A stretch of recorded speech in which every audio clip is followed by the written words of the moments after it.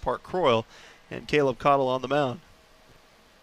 The next delivery, the 1-1, showing bunt again is White down the first base line. Cottle will field throw to first in time. The sacrifice executed to perfection as Kephart moves into scoring position. Caleb Cottle's worked 41 1/3 innings this year. A 5-1 record, 34 strikeouts, and an ERA of 4.07. But most notably, his last performance on the mound came in postseason play in the West Virginia State Tournament when they beat Berkeley Legion post 14. He goes 5 innings in that game, allows just 1 run, and strikes out 7. My apologies, as we now bring the crowd mic into the conversation. First pitch swung on and missed by Nate Gusky, one of the players to watch for in this lineup. The catcher, playing at Penn Tech, hitting .319 last year in his collegiate ranks. He swings and misses at that first pitch fastball, and Cottle now will step off the back of the mound. Post 2 straight away in the outfield, deepening up ever so slightly for the 3-hitter from Phillipsburg. Cottle, favoring the first base side of the rubber, delivers the next pitch off speed outside, 1-1. Working deliberately now with the runner on base and a moderate lead.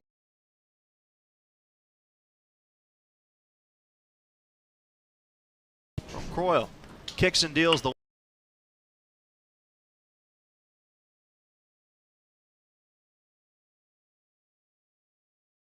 on a hop. So Kephart advances. And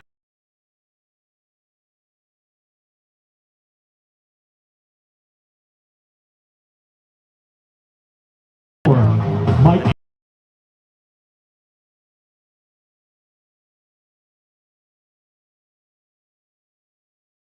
feet away from home plate.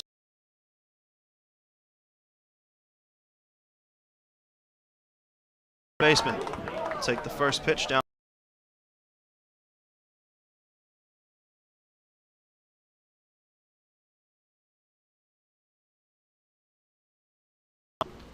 Next delivery inside, nearly hits him. He takes it for ball 2. So, with a runner on third base, Cottle is working around the heart of the order.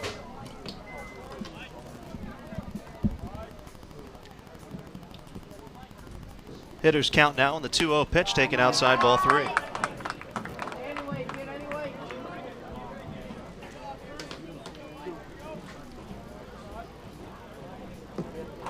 Long look home again from Cottle, who checks the runner, and a very conservative lead by Kephart. The 3-0 right down the middle, called strike. Let's go work back. So now a 3-ball, 1 strike count. 2 outs, top of the first, runner on third. In the 4th.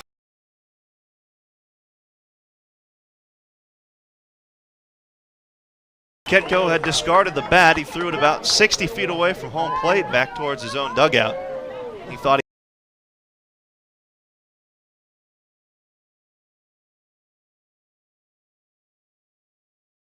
space. And Mike Fibane over at third.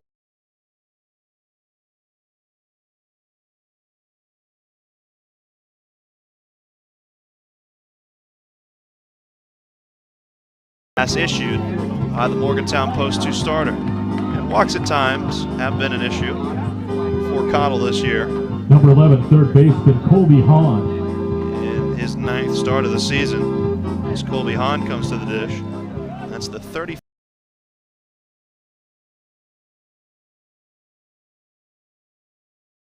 So Hahn will bat, runners at the corners, 2 outs. Cottle kicks and deals, first pitch fastball, shot foul, and out of play. Kephart over at first, rather third base.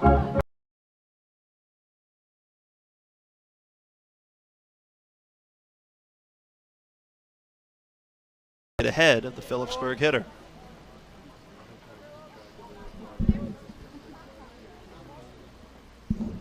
Here's the 0-1.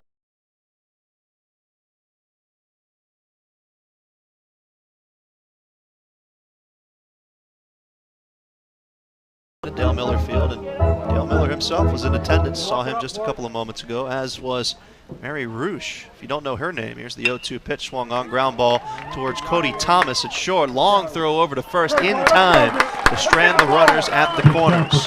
We'll step aside for 60 seconds. When we return, we'll introduce you to the Post 2 starting lineup. You're listening to the 2022 Mid-Atlantic Regional Tournament on Metro News, the voice of West Virginia. Metro News is the voice of high school sports in West Virginia. We're there from the sweat-soaked high school gyms to the bright lights of the Charleston Civic Center and the state tournaments. We're with the fans under the lights on Friday nights during football season and at Wheeling Island Stadium for the Super Six. We're at the dusty baseball fields and at Appalachian Power Park for the state championships. From the Metro News Power Index to the high school sports line, your home for the best coverage of high school sports is Metro News, the voice of West Virginia. What you need to know today is just a click away. WVMetroNews.com has the latest statewide news stories from the capital city to your hometown. Follow your favorite sports teams from high school to the pros. Hunting and fishing information is always on the outdoors page. And never miss your favorite Metro News program with live streams and archived episodes. Wherever you are in the Mountain State, the information you need is at WVMetroNews.com. Back here for the bottom of the first inning, as we'll see Post 2 bat for the first time in this contest. Jacob Kennel, the left fielder, to lead things off, to be followed by Cody Thomas, the shortstop. Aaron Forbes playing third, batting third. Zach Brennan, the right fielder, hits fourth. Tommy Montag, the designated hitter, batting fifth. Dom Colasante hitting sixth. He plays first base. Elijah Boggs, the second baseman, batting seventh. Park Croyle, the catcher, he hits eighth. And Kaysen Neely is the center fielder to round out the order for Post 2. Owen Graham is the man on the mound for Phillipsburg and their 25-3 record. Graham throws from the left side. Product of West Brandon High School, and will be playing collegiate ball at Penn State Du Bois. Leading off for Post 2. See what he can do against the top of this Post 2 lineup. Again, this is the fourth and final game of day one of the Mid-Atlantic Regional Tournament. We'll take you through the earlier games today as this broadcast progresses. But it's Graham on the mound.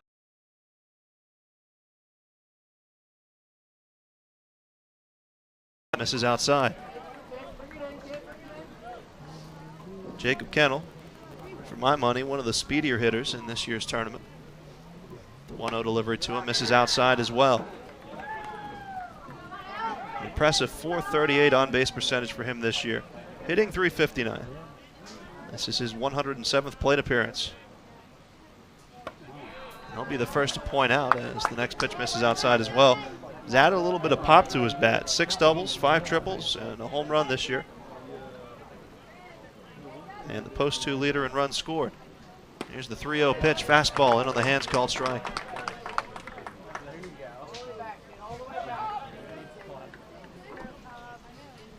Graham working quickly. 3-1 delivery, swung on by Kennel and foul tipped off the equipment of Nate Gusky, who's behind home plate. Tanner Kephart in left field for Phillipsburg. Zach Terracotta in center field. Ben Gusky in right. Colby Hahn plays third base. Parker White the shortstop. Nick Kudry, the second baseman. Mike Kitko over at first. The full count delivery, swung on and missed. So Owen Graham able to battle all the way back. Strike out Kennel for the first out of the inning here in the bottom of the first. Graham on the mound, Gusky behind home plate. That's Nate Gusky. I mentioned Mary Roosh's name there in the top of the first inning. For those of you unfamiliar, she was just recently named the next West Virginia Mountaineer. That's the official mascot of the West Virginia University Mountaineers. One of just a couple females that has been the Mountaineer, and if I'm correct, as the first pitch misses upstairs to Cody Thomas, the last time WVU had a female Mountaineer was a pretty good era of success. I think it was the Final Four year for WVU basketball, and that was the Pat White era as well. Here's the 1-0.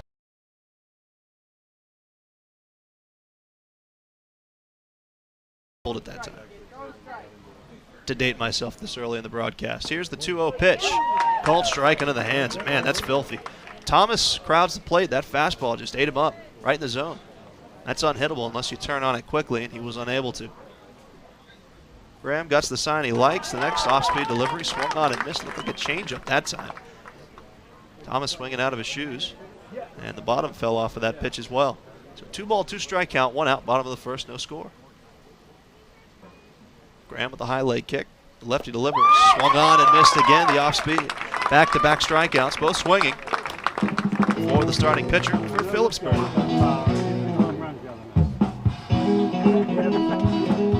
In steps Aaron Forbes, and this will be the biggest test that Graham will have in his immediate future, as this is one of the better hitters in the state of West Virginia.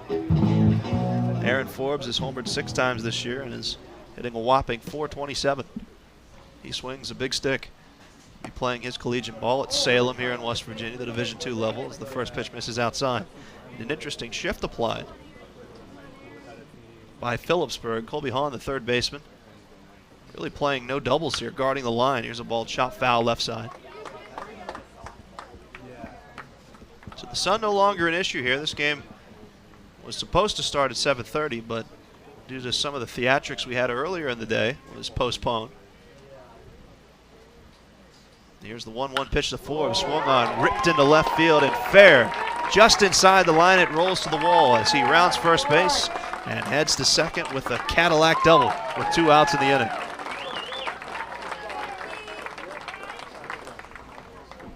First hit surrendered by Owen Graham, a 2-out base runner for post 2 here, with Zach Brennan, the veteran, stepping in.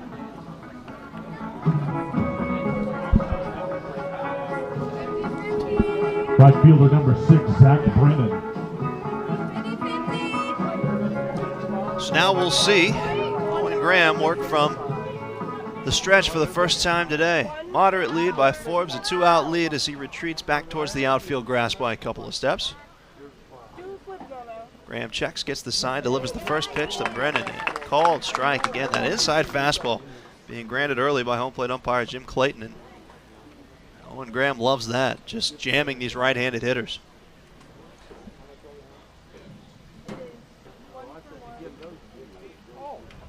Graham set of the belt, kicks and deals. Brennan takes the fastball inside, and now they've got Forbes picked off. They throw to second base. They've got him in a rundown.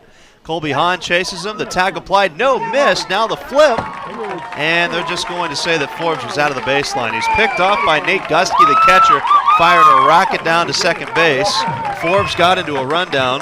Hahn threw it to the shortstop Parker White, who attempted to tag Forbes. He was unable to because Forbes left the baseline. So post 2 records the 3rd out in that inning on the base paths, and that sends us to the top of the second of a scoreless baseball game. You're listening to the 2022 Mid-Atlantic Regional Tournament on Metro News, the voice of West Virginia.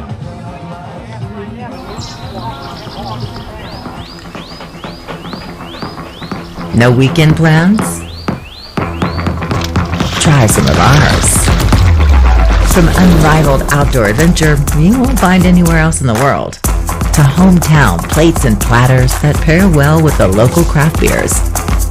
The happiest hours start here. Mountain or country. Come, go wild.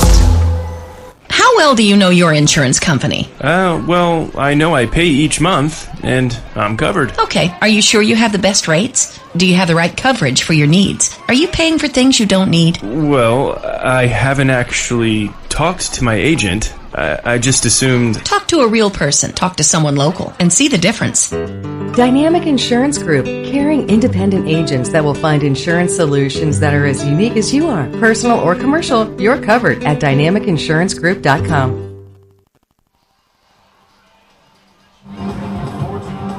Here at Dale Miller Field for day 1 of the 2022 Mid-Atlantic Regional Tournament. On Metro News, on WHAR here in Morgantown. Dale Miller Field. Joe Nelson at the controls, Luke Wiggs here. The music you hear in the background supplied by this tournament's public address announcer, Kyle Wiggs. And we'll hear Tyler Barnett get behind the microphone a little bit later on today, the former Morgantown Post 2 head coach. And it's Post 2 in the field right now. Phillipsburg coming to bat.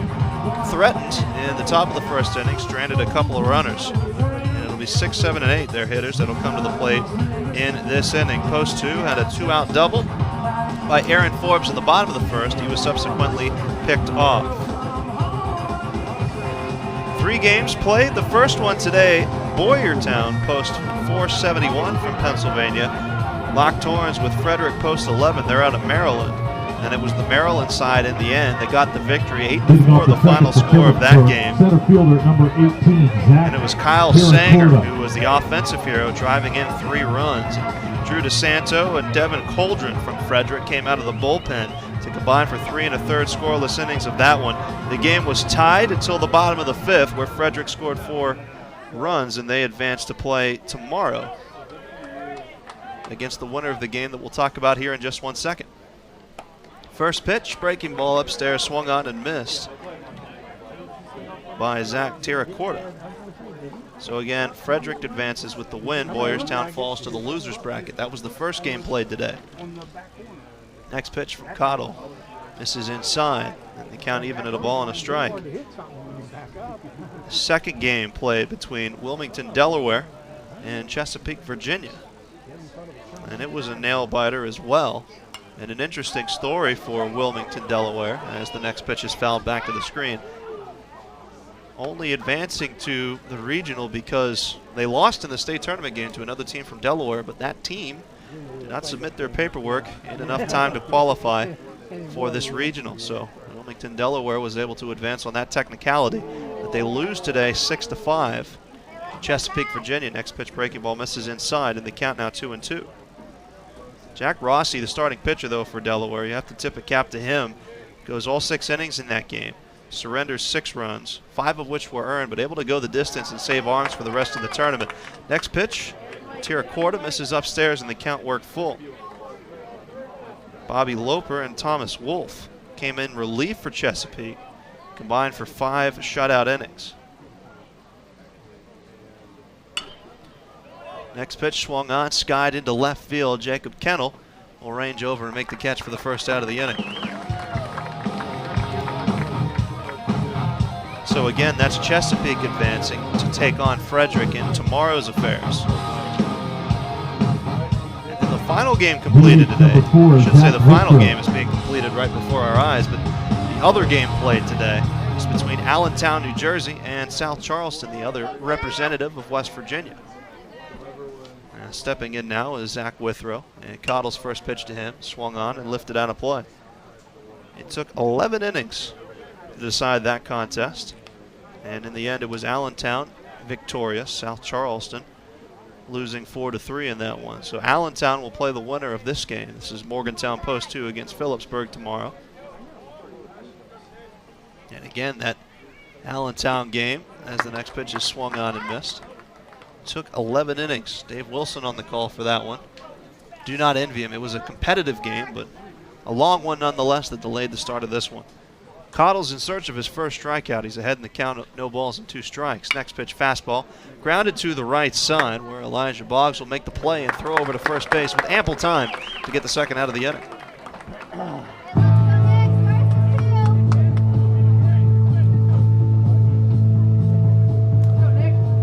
Nick Kudry, the second baseman, will bat. Nick Kudry. Kudry, playing at Philipsburg High School this last year, was more notable for what he did on the mound, a 1.17 ERA for him this year.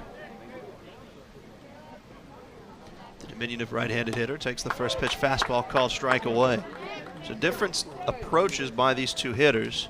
Cottle working exclusively away from these right-handed hitters, as opposed to the lefty Graham, who's attacked the innermost half of the strike zone. Next pitch fouled off, back to the netting. It's an 0-2 count.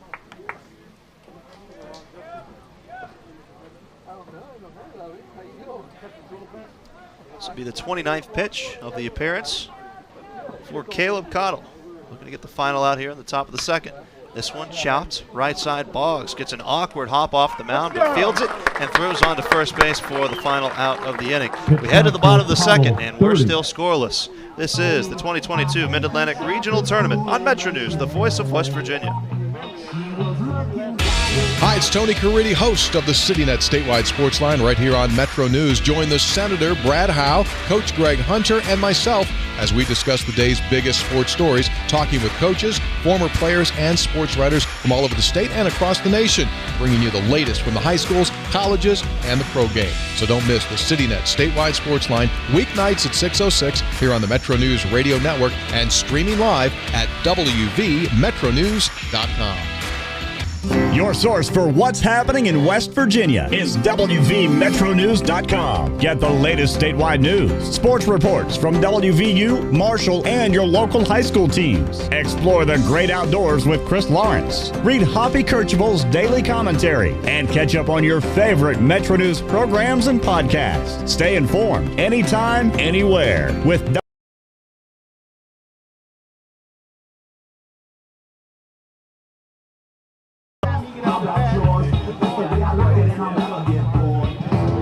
Back here for the bottom of the second inning, Zach Brennan will resume his at-bat, or at least get a new at-bat, excuse me. Tommy Montag to follow, and Dom Colasante. So 4, 5, and 6 due up for post 2 and the bottom of the second inning. Fourth and final game of day 1, and we invite you to find continued coverage. The American Legion website, web streams, and video casts, and all that good stuff for every single game here in this Mid-Atlantic region. Presented by Metro News, of course. Zach Brennan again was at the plate in the last half inning. Aaron Forbes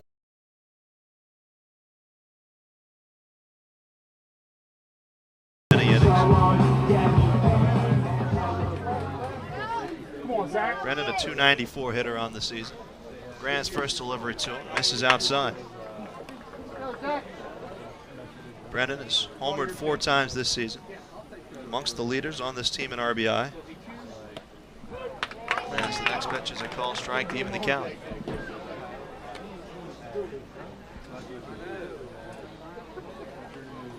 Graham shakes off one side, gets one he likes. The next delivery is swung on and skied to medium depth center field. Tiracorda lost the ball in the lights. It lands near the warning track. Brennan, rounding second, on his way to third, will have a triple. Tiracorda tracking it all the way, as nonchalant as one could be, reached up with the leather, and the ball landed 5 feet behind him. Had no idea where that was. It was the right fielder, Ben Gustke, that ended up picking up the pieces and throwing that ball back into the infield. And Brennan, you got to credit him for running all the way, gets a triple out of it. In tournament play, you'll take it any way you can get. And again, Tiracorda showed no signs of distress until that ball was on the grass. Tommy Montag will bat now. Lefty on lefty matchup for the first time tonight. First pitch fouled back to the netting. All right.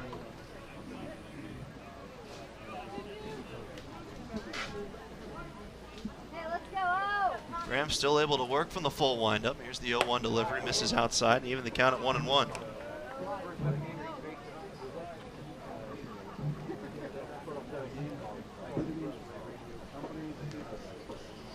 Graham not rattled, still working very quickly. Here's a ball grounded right to the shortstop, bobbled by White. He throws to first base in time, but the run does score. Post 2 strikes first in the bottom of the second inning. A bobbled ball by Parker White in time to get the out, but Zach Brennan comes around to score.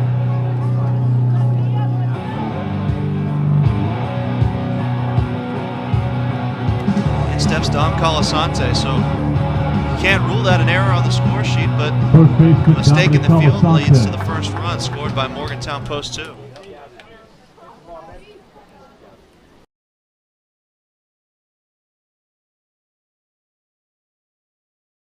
Colasante, back-to-back lefties in the lineup for post 2, and Colasante just drifts that one into the outfield grass.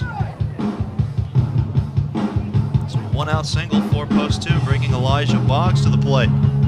We'll see if they get creative now with the bottom of their lineup. Number 7, Elijah Boggs. This is just the 28th plate appearance of the season for Boggs, a .130 hitter. First pitch to him, misses inside.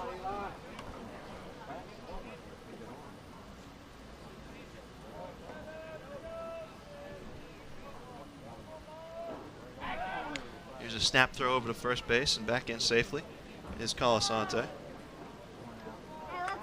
Post 2 without the services of Jet Walters right now, who just played some second base.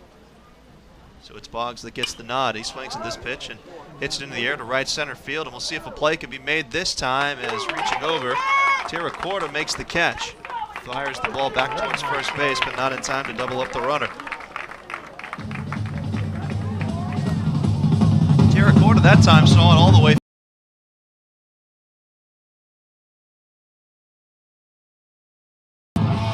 So that's the second out of the inning here in the bottom of the second. Those two pushing across the game's first run. And Park Royal will bat now from the right side. Lefty on righty matchup. And a very conservative lead by Colasante off of first base as Kitco's holding him on. Graham comes set. Brief pause and delivers plateward, and the first pitch misses outside.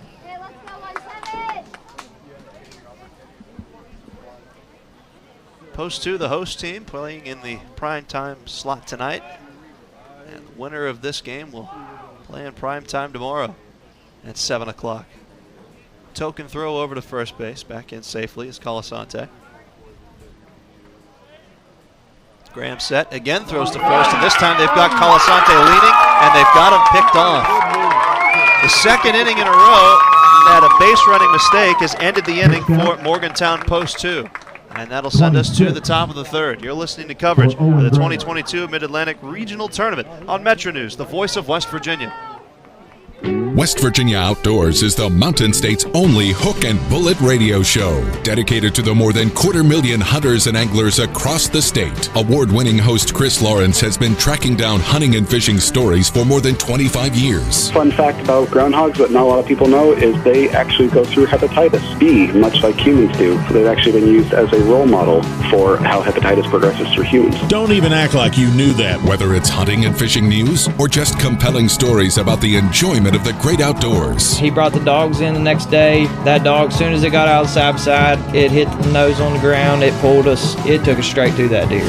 Show him point. Got a point. You got that one. West Virginia Outdoors covers it all. Saturday mornings at 7:06 a.m. And for your daily fix, Outdoors Today brings you 2.5 minutes of news and notes from the woods and water every weekday morning on Metro News, the voice of West Virginia. We're in the top of the third, 1-0 our score. Zach Brennan on a miscue in center field. Led off last inning with a triple, came around to score. Tommy Montag grounding out to the shortstop. So again, 1-0, the post 2 advantage, but we'll see if Phillipsburg post 437.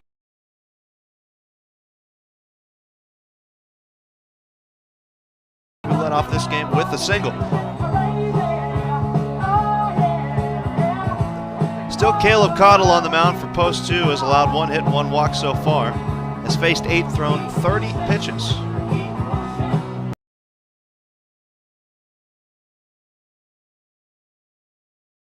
Fans, if I get a little bit of this information wrong, I was relying heavily on max preps and stuff like that in preparation for this game. But Gusky, also a product of Philipsburg High School. He was a .361 hitter in the regular season and also was the quarterback of the football team. Threw for 615 yards, 8 touchdowns for a team that went 2-8. First pitch to him, fastball into the hands, called strike 1.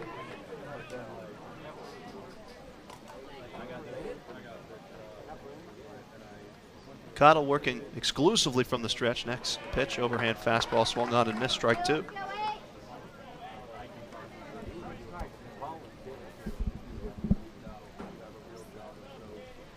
Still just a little bit of daylight down the right field line. Of course, the light's on here at Dale Miller Field. And an 0-2 count. Cottle delivers the next pitch. Swung on, chopped down the third base line, and foul by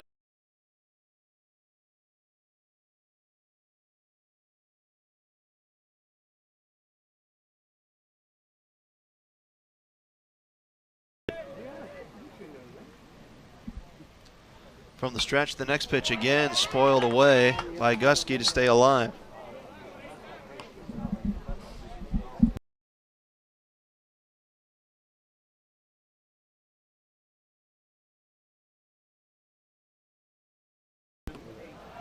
Next pitch handled low by catcher Park Croyle, and the count 1-2.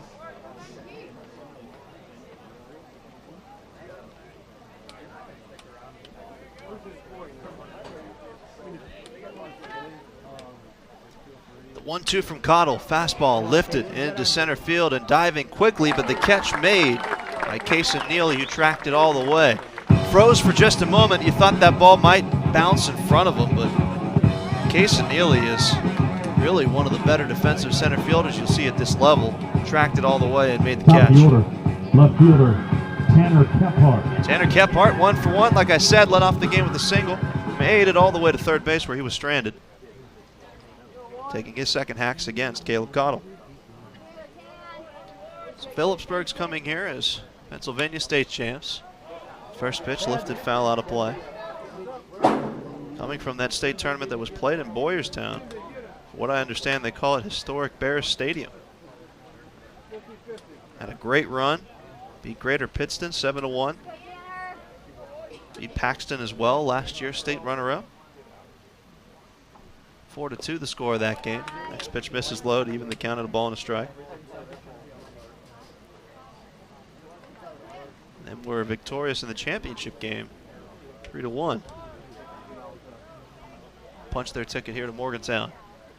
Next pitch, chop left side. Aaron Forbes makes the play on a big hop, spikes his throw over to first base, and Colasante can't dig it out. Park Croyle running down the first base line has the play backed up well, so the runner will only settle with an error by the post 2 third baseman.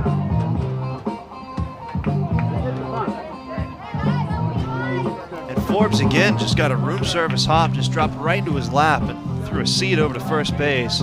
Just a bit low, Colasante can't dig it out. Shortstop Parker White.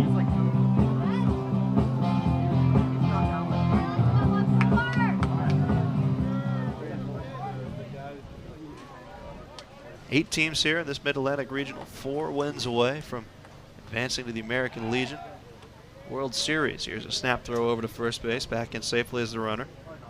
Parker White executed a sacrifice bunt in his first at-bat, so now his first official at-bat coming here at the top of the third as he chops the ball up the middle. Cody Thomas will make the play. Step on the bag for 1, throw to first in time.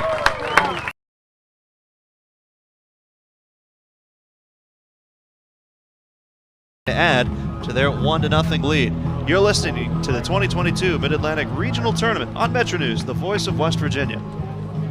Your source for news in the Mountain State is Metro News. Weekday mornings, start your day with the morning news. 3 hours of the biggest stories across West Virginia, along with sports, weather, and more. Stay updated throughout the day with reports at 1/2 each hour. And find all the info you need on your schedule at wvmetronews.com. The news you want from the name you trust. Metro News. For 36 years, the voice of West Virginia.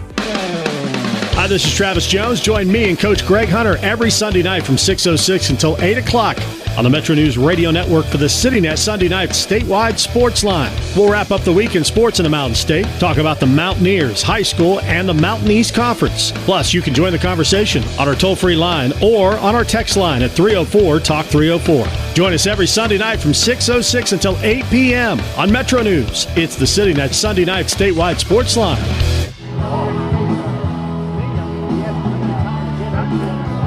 Back here in the bottom of the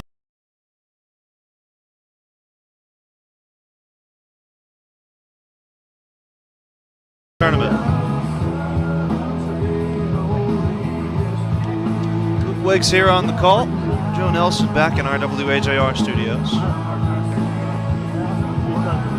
This, of course, again, where you can find comprehensive coverage of this regional tournament all week long. We are just getting started on this wonderful Wednesday, August 3rd, about 9 o'clock. And we've still got a lot of baseball left to be played in this one. And what is shaping up to be a very competitive affair. Bottom of the third inning.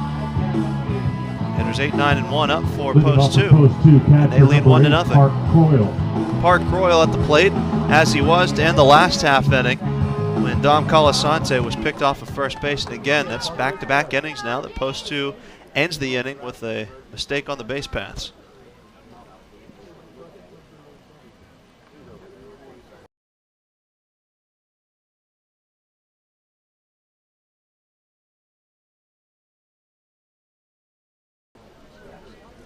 Working from the full windup, next delivery. Coyle showing bunt and bunts through it for strike number 1. That pitch well out of the zone.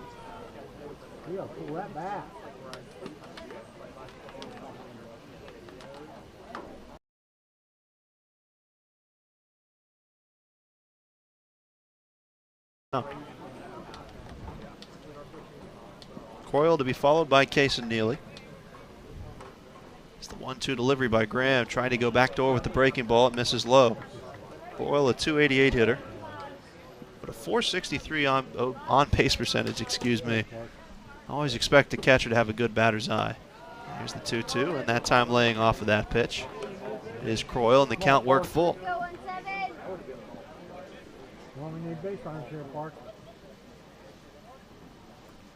Full count pitch from Graham, taken upstairs. Like I said, catch.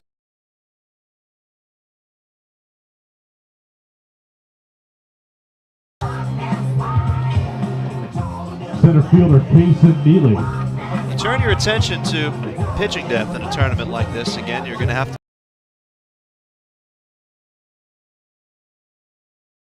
You wonder how deep the pitching staffs for all of these programs are. And it appeared to me, in the research I was able to pull before the game, that Phillipsburg is a team that has a bevy of guys with pitching experience. Showing bunt now is Case and Neely, pulls it back for ball one. Short lead off of first base by Coyle. At post two, the same. They've got a very good three-man rotation. Caleb Cottle, who we've seen tonight, Mason Jack, and Reed Bailey. Here's the 1-0 pitch, bunted right in front of the mound, and Coyle didn't leave first base, and the throw goes into center field. Do they have enough time to double up Coyle at first base, or rather throw to get Coyle at second base? And he's thrown out. So let me attempt to describe that for you. My apologies. So Neely gets the bunt down right in front of the pitcher's mound, and Coyle does not move off of first base. Graham picks it up, throws to second base, and throws it into center field. But again, Coyle's still standing at first base. So the center fielder, Terracorda, throws to second base to get the out. Top of the order, left fielder Jacob Kittle. So that force out, I guess call it a fielder's choice. Put Neely on base. Goes what, 186? Here's a ball that's popped up into shallow left field. Kephart coming in will.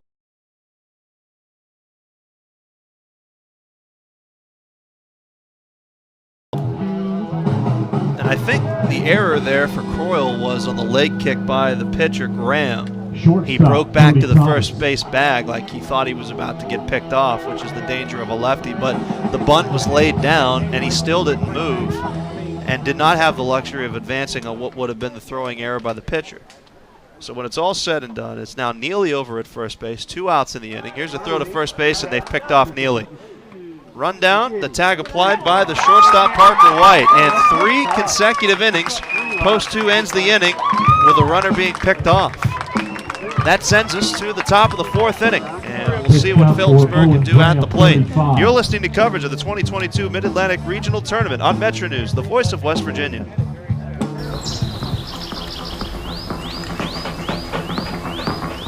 No weekend plans? Try some of ours. Some unrivaled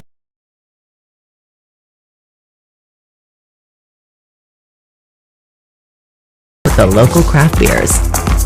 The happiest hours start here. Mountaineer Country. Come, go wild.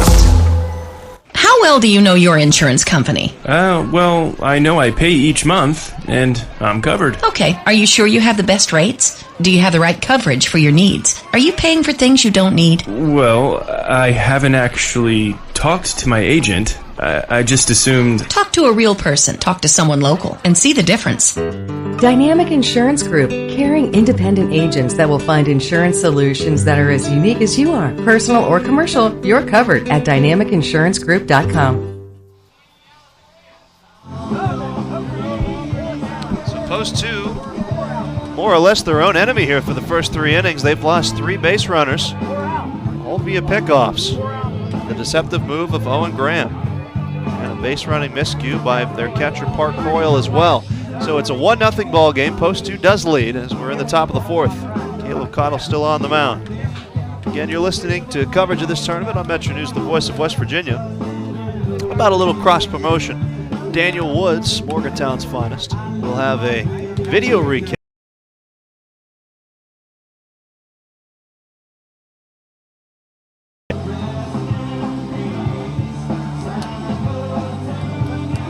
3 games played today, as I said earlier. Frederick, Maryland beat Boyerstown, Pennsylvania 8-4, the final of that game. Chesapeake, Virginia beating Wilmington, Delaware 6-5. And then in an 11-inning affair, it was Allentown, New Jersey beating South Charleston of West Virginia 4-3. Waiting for the conclusion of this game to set the Day 2 bracket. Caleb Cottle's thrown 40 pitches to retire the game's first 9 outs. And he'll face hitters 3, 4, and 5 in this half inning against Phillipsburg. Leading off for Phillipsburg catcher, Nate Gusky. Nate Gusky grounded out to the third baseman in his first at-bat. And again, rivals Aaron Forbes for one of the heavier hitters in this tournament. You can see why there as he swings and misses at a first pitch off speed. Was thinking light tower power with that one. He came up with nothing. Cottle working from the stretch, gets the sign from Croyle. And this is a pitch that misses inside. And again, just a wacky sequence of events for Croyle, who was the runner at first base and didn't advance to second on a ball that was bunted into play. Just froze. Ball was thrown into center field, didn't have enough time to get to second. Here's the 1-1, and it plunks Gusky on the left forearm.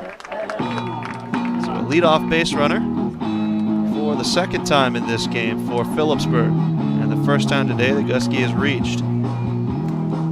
In steps the 4-hitter, Mike Kitko. He was walked in his first at-bat, stranded over at first base.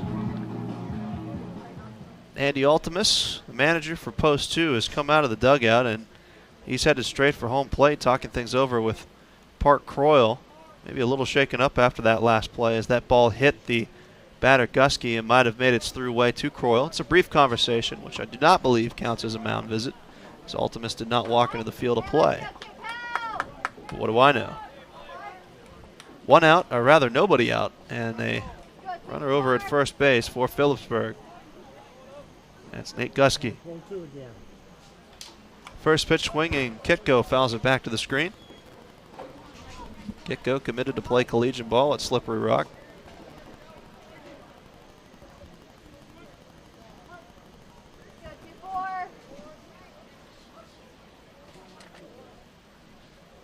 Here's the 0-1 delivery. Breaking ball handled well by Croyle in front of home plate to even the count at 1-1. I got to tell you, a lot of media here, and you love to see it, coverage of American Legion baseball, but there is a photographer somewhere with the brightest flash I have ever seen.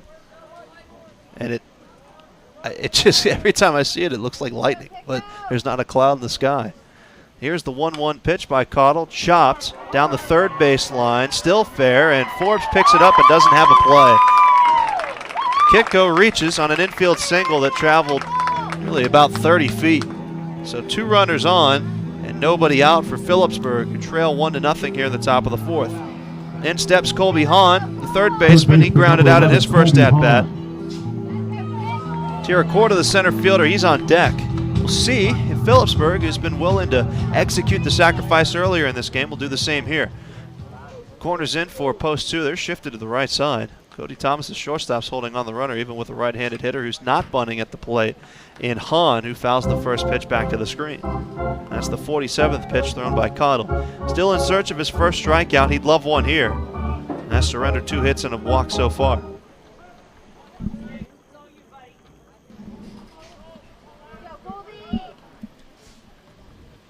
Cottle checks the runner, kicks and deals, now showing bunt, and bunting through it is the hitter Hahn. And he's behind 0-2 now. So you leave the bunt sign on. We'll see what head coach John White has to say about that. Runner on second now being held on by the Post 2 second baseman. So we'll see if Post 2's abandoned their bunt coverage and lack of anticipation of a sacrifice here. Calling time now is Colby Hahn. We'll do it all over again.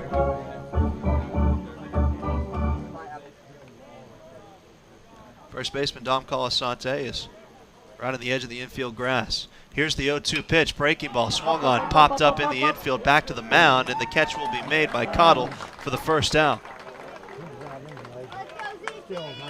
Always love when a pitcher feels their position, as Croyle had trouble locating that ball right away. Surely would have still made the play, but it was just easier for Cottle to come in and make that a few feet to the right of home plate. Center fielder Zach Tiracorda. left-handed hitter, batting with 2 on, 1 out now in the top of the 4th, and his team trailing 1-0.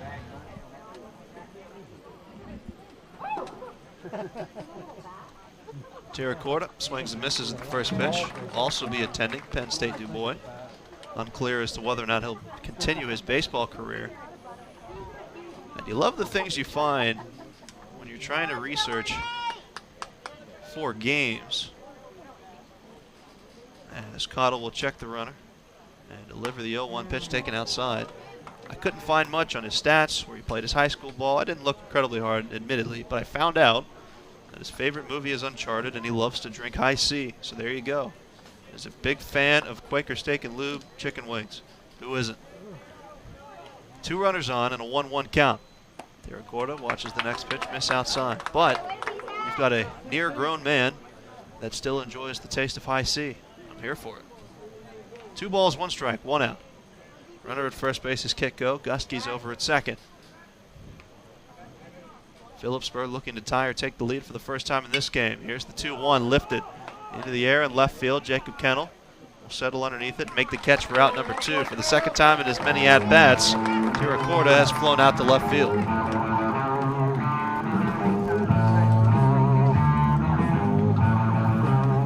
DH number 4, Zach Withrow.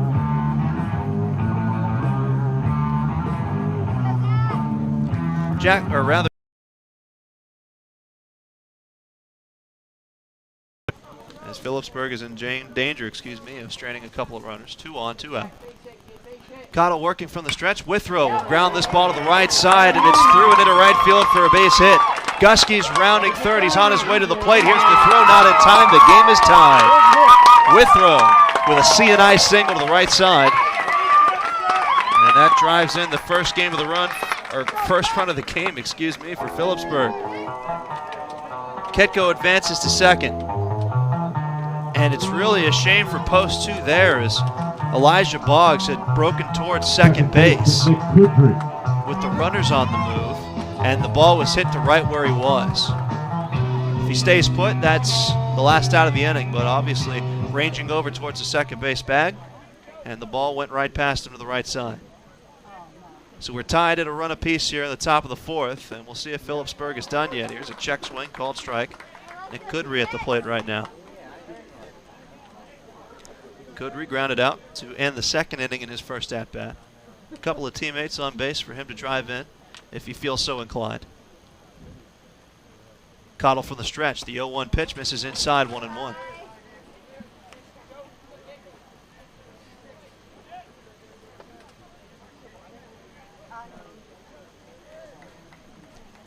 Cottle looking to work out of danger for the first time in this game, at least since the first inning when there were runners in the corners, 2 outs. Here's a ball popped up that should end the inning, as Colasante, right near the first base bag, will make the catch just in fair territory for the final out of the inning here in the top of the 4th. We head to the bottom of the 4th inning, and we're all tied up now at a run apiece. You're listening to the 2022 Mid-Atlantic Regional Tournament on Metro News, the voice of West Virginia. On the third base. Your source for what's happening in West Virginia is WVMetroNews.com. Get the latest statewide news, sports reports from WVU, Marshall, and your local high school teams. Explore the great outdoors with Chris Lawrence. Read Hoppy Kercheval's daily commentary and catch up on your favorite Metro News programs and podcasts. Stay informed anytime, anywhere with WVMetroNews.com. Metro News for 36 years, the voice of West Virginia. Weekdays at 3 on Hotline, we talk about what you're talking about in sports, popular culture, tech, and more. We pepper our daily lineup with renowned local and national guests with authoritative perspectives on a wide variety of topics, from high school sports to Hollywood and the financial markets. Every day, Coop and I have irreverent discussions with you using texts and tweets, plus our exclusive content like the question of the day, In or Out in Beer Friday. Metro News Hotline, weekdays on Metro News, the voice of West Virginia.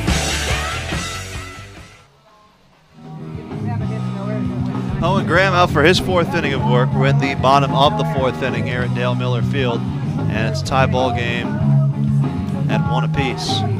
Wiggs here on the broadcast, happy to bring you coverage of American Legion baseball, but of course heavy-hearted as lose our broadcasters everywhere today with the passing of Vin Scully at 94 years old, the longtime voice of both the Brooklyn and Los Angeles Dodgers. Our thoughts, of course, with his family. Our fellow broadcasters in mourning, of course, for one of the greatest to ever put on the headset in any sport. Cody Thomas, Aaron Forbes, and Zach Brennan all will bat. That's hitters 2, 3, and 4 for Morgantown. Thomas, a .337 hitter. Good speed at this spot in the lineup as well, a .419 OBP. Has homered twice this year.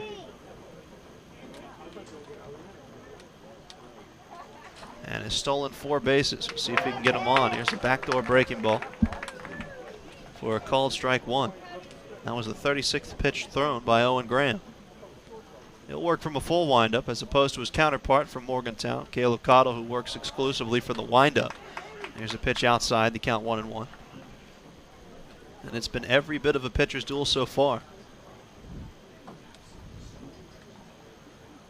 The 1-1 pitch now from Graham again goes to the off speed, and Thomas ties himself into a knot swinging through that one. Come on, Cody. Thomas struck out in his first at-bat. The first 2 outs of the game recorded via the strikeout for Owen Graham. The only 2 he's had so far. Here's a pitch that misses outside, now 2-2.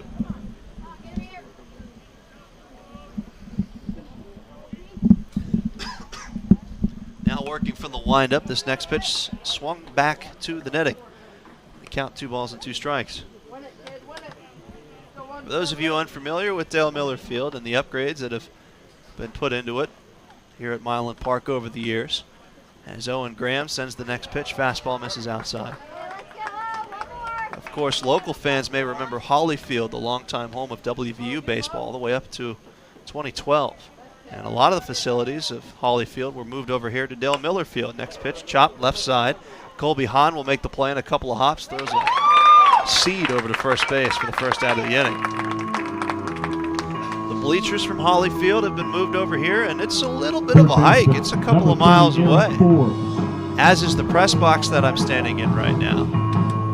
There's also been a new wall put up. They've resurfaced it, put in new dugouts, nice bullpens as well, and some professional lighting. So Dale Miller Field here, an ample site to host an event of this magnitude. Aaron Forbes takes the first pitch outside for ball 1. He doubled down the left field line in his first at-bat. It was picked off. And remember, 3 consecutive innings. Post 2 has ended an inning with a runner being picked off, as Forbes swings and misses in the next pitch off speed, and the count 1-1. Pats himself on the chest knowingly as he exchanges eye contact with Travis Renner, the third baseman, about being patient at the plate. Here's the 1-1 pitch, taken outside, 2-1.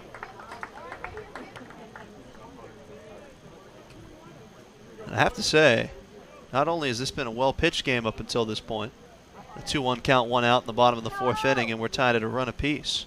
Here's the 2-1 pitch to Forbes, misses outside. A well-caught game as well. Park Croyle from Morgantown and Nate Gusky for Phillipsburg.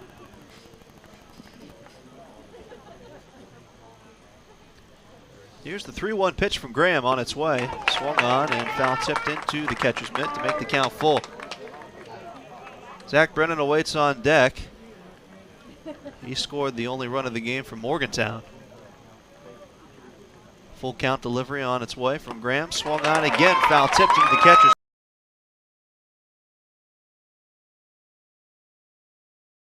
for Owen Graham. Right fielder number 6, Zach Brennan. Brennan hit that lazy fly ball to right center field back in the 2nd inning that Zach Terracorda just completely misplayed. He lost it in the lights. It landed near the warning track. Brennan running all the way, reached third safely with the triple, and then came around to score on a ball put in play. He swings and skies this next one into right center field. Terracorda coming over, but it's the right fielder, Ben Gusky, this time that makes the catch and ends the 4th inning. We head to the top of the 5th, and we are still tied at a run apiece. You're listening to the 2022 Mid-Atlantic Regional Tournament on Metro News, the voice of West Virginia. Hi, this is Hoppy Kercheval. West Virginia, in many ways, is a diverse state, often with different issues, challenges, and successes depending on where you live. But we're also a small state, and we're all connected by being West Virginians. Every day from 10:06 till noon, I talk about and provide insight into the events that shape who we are. My approach is tough but fair, and we may disagree, but together we'll stay abreast of what's going on in our great state. Successes, the hardships, the challenges, and of course the politics that contribute to making us who we are. So join me weekdays, 10:06 till noon for Metro News Talk Line. Nobody covers West Virginia like Metro News. Start each weekday at 6:06 a.m. with the morning news. Veteran anchors Chris Lawrence and Carrie Hudasek deliver the day's biggest stories, along with in-depth reports from Jeff Jenkins, Alex Thomas, and Jake Flatley. The morning news also brings you the latest in sports from Kyle Wiggs and Joe Braccato, Hoppy Kercheval's daily commentary, and the entertainment report. The morning news on the Metro News Radio Network and at WVMetroNews.com.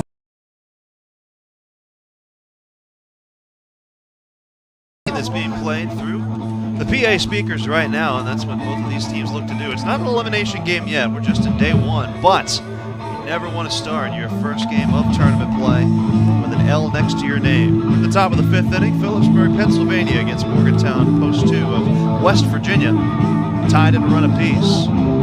Caleb Cottle still on the mound for Morgantown, has thrown 57 pitches up until this point, and again, it's been a heck of a pitcher's duel between him and Owen Graham from Phillipsburg, who at the very least are saving arms for the rest of this tournament. Unfortunately, one of these two gentlemen will end up being a part of the losing side in this game. It's just a question of how long that'll take, because of course we had a nail-biting affair in the game played right before this one, South Charleston and Allentown. Allentown out of New Jersey won that one 4-3, but it took 11 innings to do so. And I think I speak for everybody in attendance that we do not want history to repeat itself.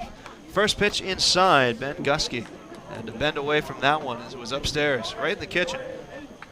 So a little high heat by Cottle to get things started at the top of the fifth inning. For the stretch he works, next pitch down low, ball 2. Cottle struggling at times to get ahead of these hitters.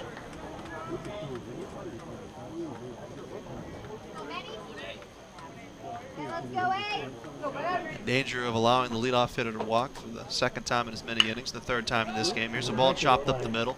Cody Thomas makes the play, throws to first, but the field takes Colasante away from the base. We'll see if that's ruled an error. It's a tough play to be made by Thomas in the hole, and he was unable to. So Gustke, reaches.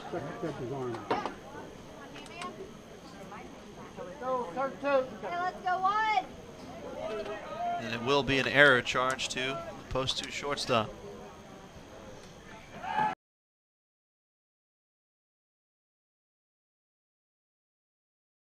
On a throwing error by post 2 third baseman Aaron Forbes, and singled back in the first inning, and Aaron Forbes is about 70 feet away from home plate, anticipation of a sacrifice. Here's a ball that's popped up foul, the bunt attempt down the first base line.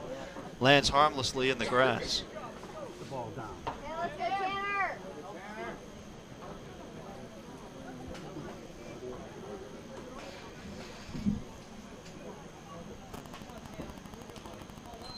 So we'll do it all over again, and Forbes will remain in a similar spot, about 70 feet away from home plate.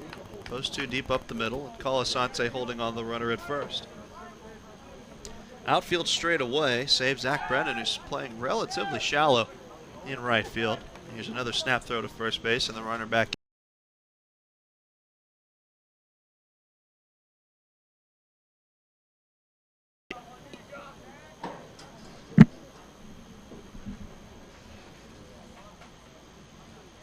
The 0-1 pitch not showing bunt. Here's a ball back to the backstop. It gets away from Croyle. Gusky able to advance to second. So no need for the sacrifice now, unless they choose to move Gusky over to third. It's a 1-1 count now. Cottle working on Tanner Kephart.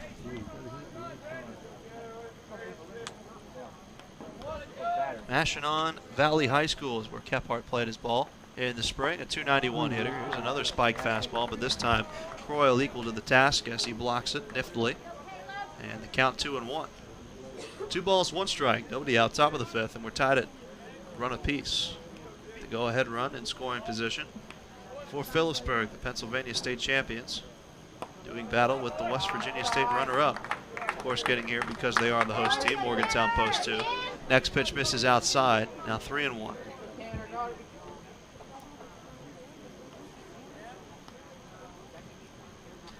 Three-one pitch now from Cottle, taken inside, ball 4. So 2 runners reach, nobody out here at the top of the 5th. That's the second free pass issued by Cottle, his first since the first inning. Shortstop Parker White.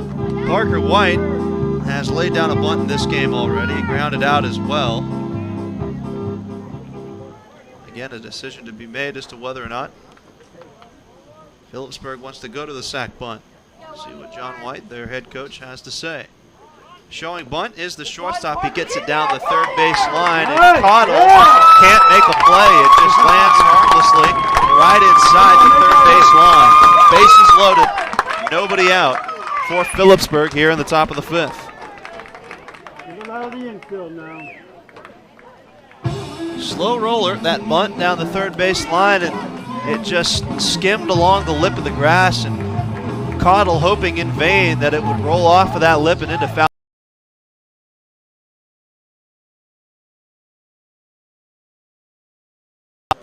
So Nate Gusky, who walked and came around to score, the only run of the game for Phillipsburg. First pitch to him, fastball right down Main Street, strike 1. So Ben Gusky at third, Tanner Kephart at second, Parker White at first. Bases loaded, nobody out for Phillipsburg here, top 5. Cottle comes set. Here's the 0-1 pitch, fouled out of play.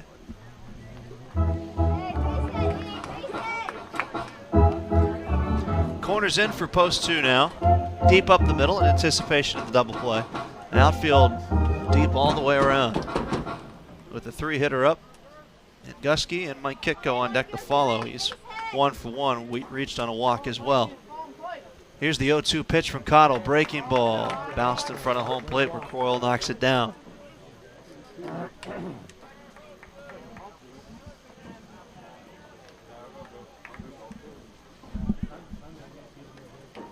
One ball, 2 strikes. Nobody out, bases loaded. With Phillipsburg threatening.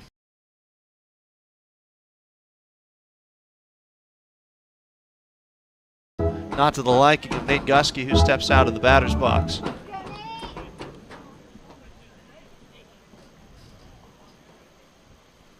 Here's the 1-2 by Cottle. Check swing. Did he go?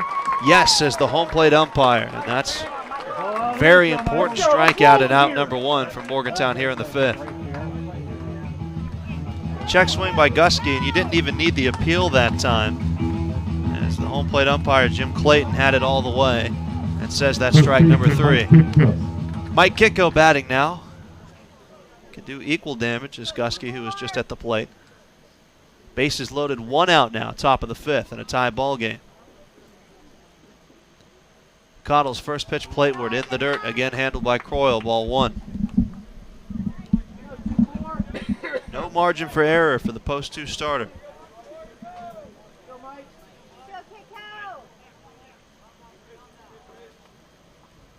Cottle delivers the 1-0 pitch, left high, it's a 2-0 count. Moving things in favor of the hitter Kitko. Righty on righty matchup here. None of the 3 runners in the field being held. Corners in for post 2. Cottle delivers the 2-0 pitch, swung on and missed. Went to the changeup that time for the first strike of the count. Colby Hahn on deck is 0 for 2 today. Iracorda, the center fielder, would follow him if needed. 2 balls, 1 strike, 1 out. Cottle shakes off a couple of signs, time called by Kitko. An ample arsenal for the post 2 hurler. Has to go through a sequence of signs. Here's the 2-1 pitch, nearly hit him, and it's upstairs for ball 3.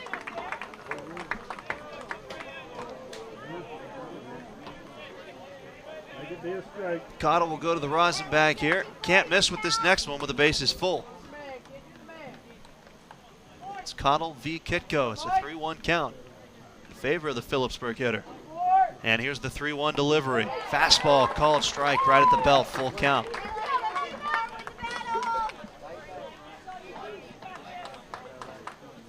Three balls, two strikes, one out, bases loaded, tie game, top of the fifth.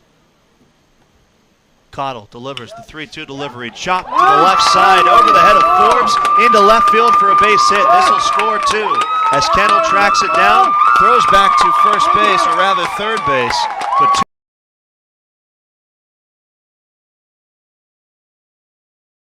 kick go to make it 3-1 Phillipsburg here in the top of the fifth.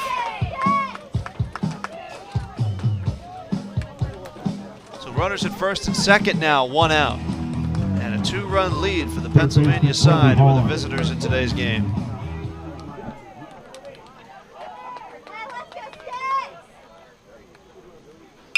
First pitch, ground ball right side, ranging over to make the play is Boggs, whose only play is to first base.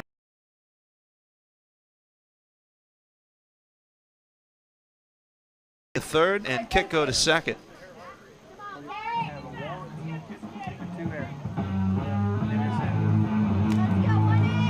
In steps Zach Tiracorda.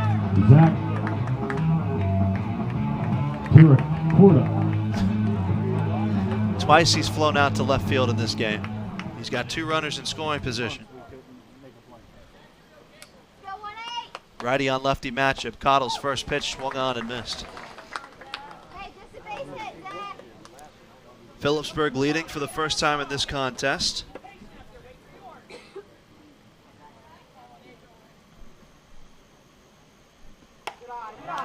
Fastball taken upstairs, ball one.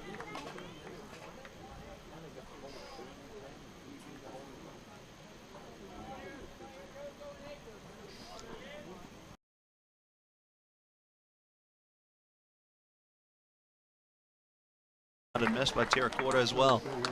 So the count now 1-2. 1 ball, 2 strikes, 2 outs. 2 runs scored in this inning to make it a 3-1 ball game. Phillipsburg in front.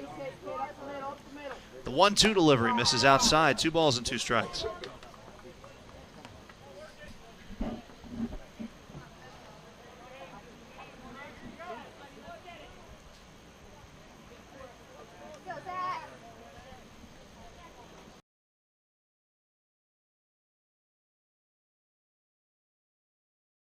Spoiled back to the screen by Tiracorda.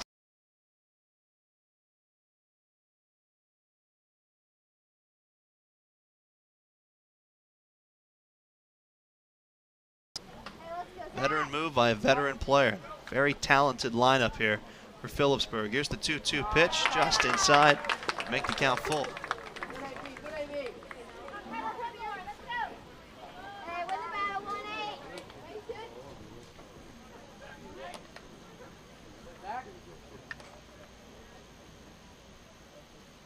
Full count pitch by Cottle is lifted into left field for a base hit. Coming in to score is White. Kick go to follow. The throw in from left field is down the first base line. Not far enough for Tiracorda to swipe second, but it doesn't matter. He drives in 2 more runs. And it's now 5-1 in favor of Phillipsburg.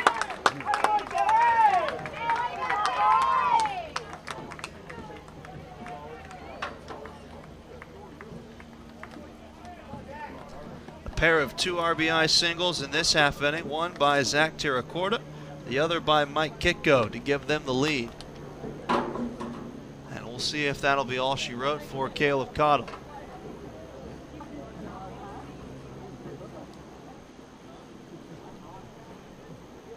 Zach Withrow will be at the plate. He'll be the 8th hitter to come to the dish in this inning. Ben Gusky led off the inning reaching on an error by Cody Thomas.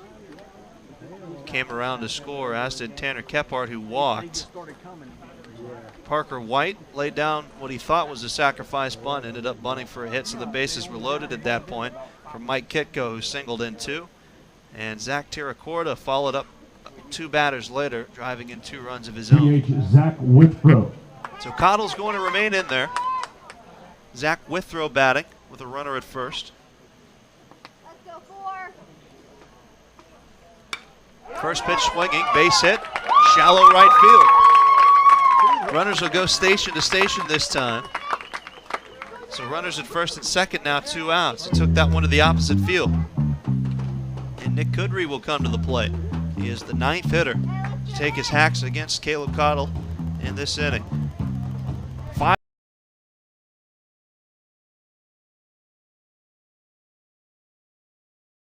surrendered 7 hits and walked 2.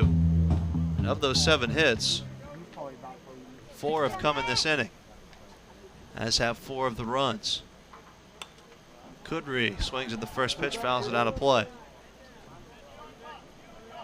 Tara Cordes at second base, the runner there. Zach Withrow, the runner, over at first.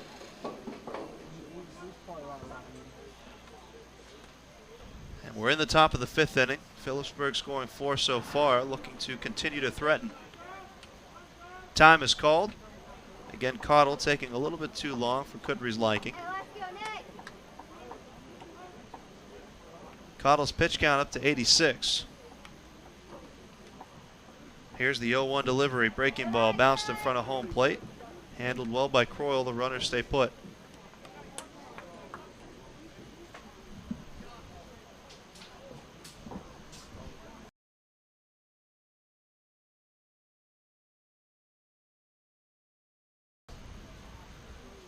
The 1-1 delivery now again bounced in front of home plate, and Croyle makes the play. Has been a brick wall save 1 miscue. Post 2 catcher.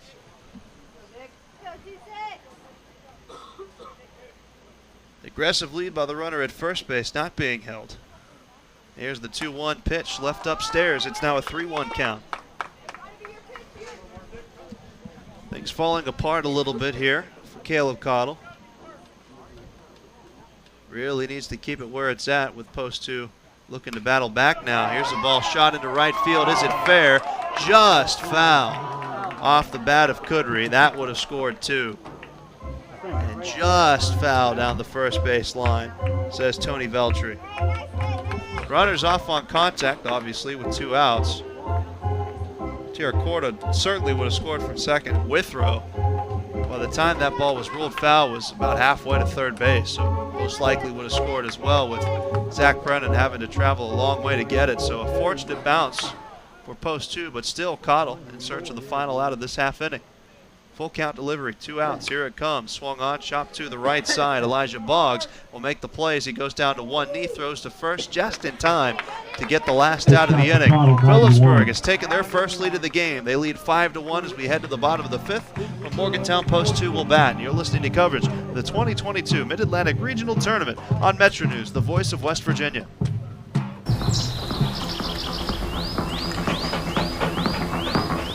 No weekend plans?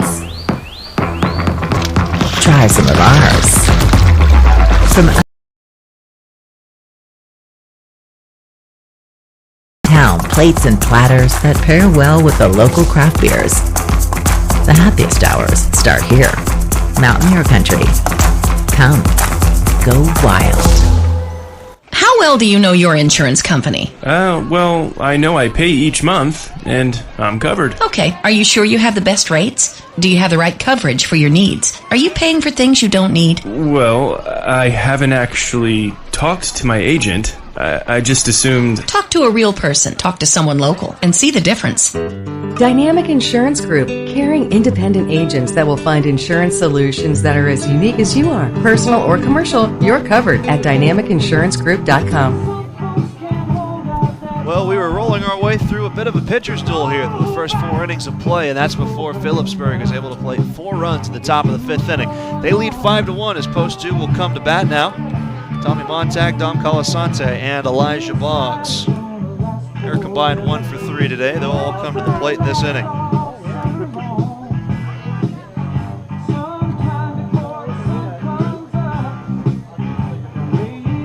Again, Luke Wiggs here on the call on the Metro News Radio Network. Joe Nelson back in our WAJR studios.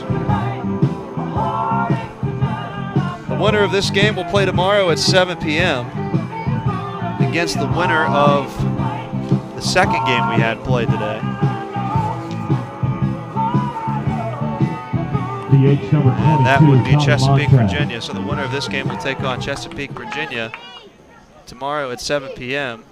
Tommy Montag again to lead things off against Owen Graham out for his 5th inning of work. And the first pitch plate where breaking ball taken upstairs, ball 1. That's the 50th pitch Graham has thrown. The loser of this game will play the loser of the second game that was played earlier today. And that was Wilmington, Delaware. Next pitch taken outside as well. It's a 2-0 count. And that game would be played at 1 p.m. tomorrow. So the winner plays at 7. Loser plays at 1. That's a quick turnaround for the losing team. Next pitch by Montag is skied into the air to shallow right center field. Ben Kuski comes in, makes the play for out number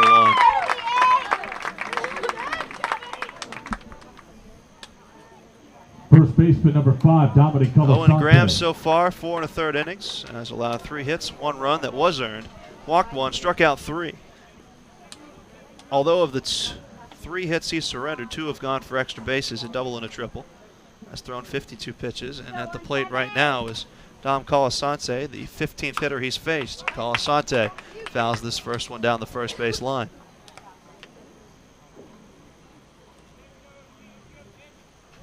Calasante singled back in the second, was picked off to end the inning. Here's the 0-1 delivery, misses outside, 1-1.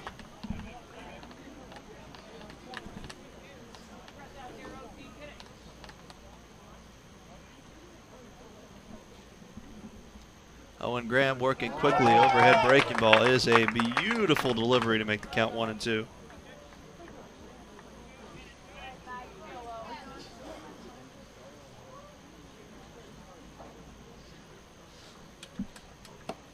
Next pitch taken inside, just got a piece of the arm of Calasante, he says, and the home plate umpire won't disagree with him, so there's a 1-out base runner for post 2, as Calasante hit by the pitch.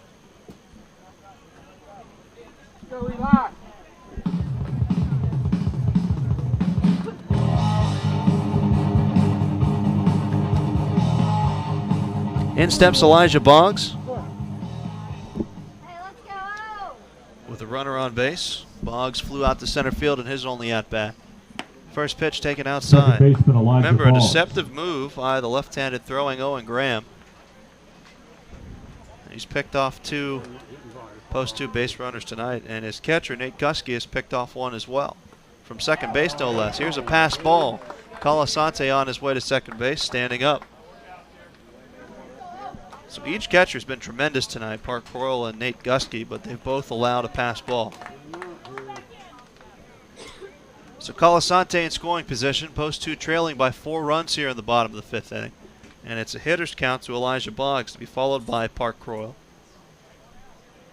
and Kason Neely if need.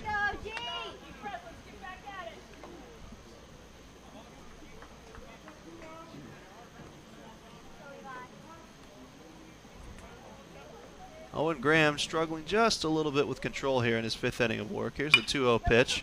It's a strike, grounded to the second baseman, Nick Kudry, who makes the play over to first base for the second out. Advancing from second to third there is Calasante. So Morgantown trailing by 4 down to their final 7 outs. They do have a runner in scoring position, however, as Park Royal, the catcher, will bat. He walked his first time up. Again, that impressive on-base percentage for the post 2 catcher. Love to see him get on base here with Kason Neely to follow. It'll be hitters 9, 1, and 2 due up for Phillipsburg in the next half inning. And it's the same order of gentlemen that started the last half inning that saw him plate 4 runs. First pitch misses to Croyle. Here's the 1-0 delivery. It's the same. It misses outside, 2-0. Now up to 61 pitches is the Penn State Du Bois commit, Owen Graham. The 2-0 delivery now, swung on and missed. Croyle wanted all of that one, and he shakes his head in dismay.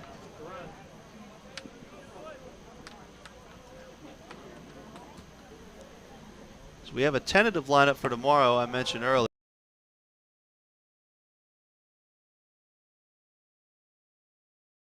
South Charleston, of course, from West Virginia. That game at 10 a.m. Wilmington, Delaware against the loser of this game, which, if this result holds,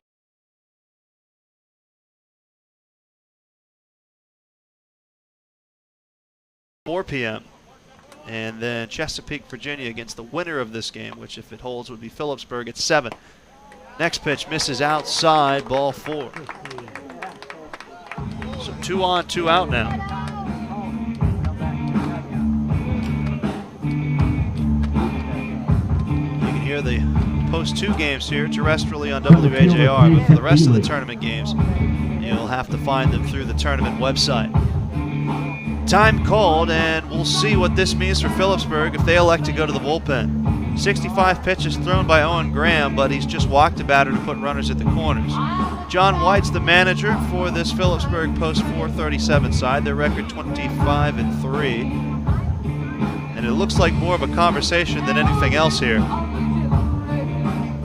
He'll keep his hurler in the game. It's the number 9 hitter, Kason Neely. He reached on a fielder's choice and was picked off to end the 3rd inning.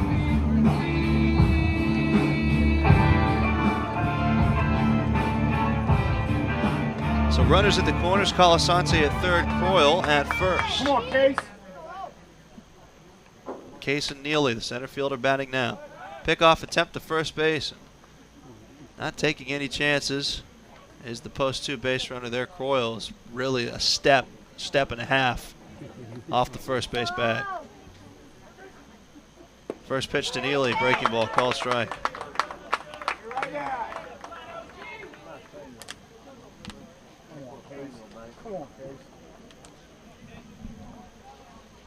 Owen Graham ahead in the count.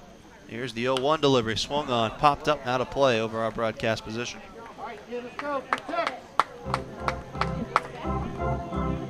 5-1 our score, bottom of the 5th inning, and an 0-2 count to the number 9 hitter, Kason Neely. Post 2 trailing by 4. They have runners at the corners. 2 strikes, 2 outs. Owen Graham's next delivery. I believe that was a breaking ball that didn't break. Left upstairs.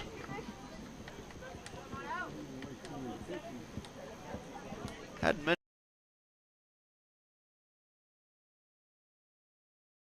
sharply dressed. Here's a ball lifted, foul territory towards the post 2 dugout, and will land behind it harmlessly. The count 1-2.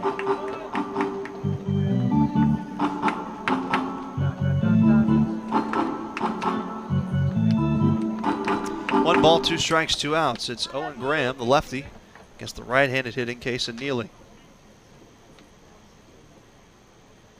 Here's the 1-2. Neely chops it off himself, fouls it off himself to stay alive. The count remains the same.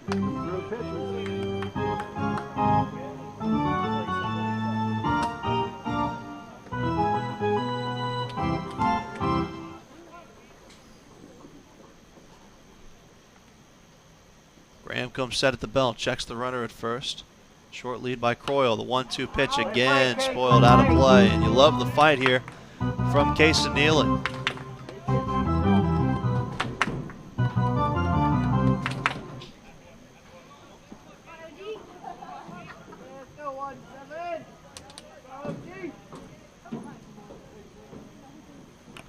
Next pitch again, foul tipped. Neely doing his best job to stay alive. He's second on this post 2 team in stolen bases, so you know he's speedy, just needs to put the ball in play and see what happens. Good speed over at third base of Colasante. Park Croyle not exactly.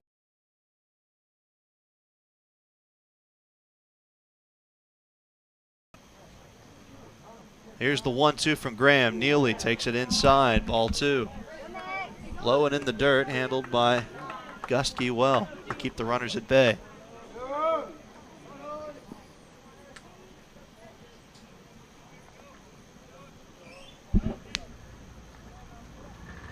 The 2-2 now from Graham. Neely grounds it right to the shortstop Parker White, who makes the play to second base in time.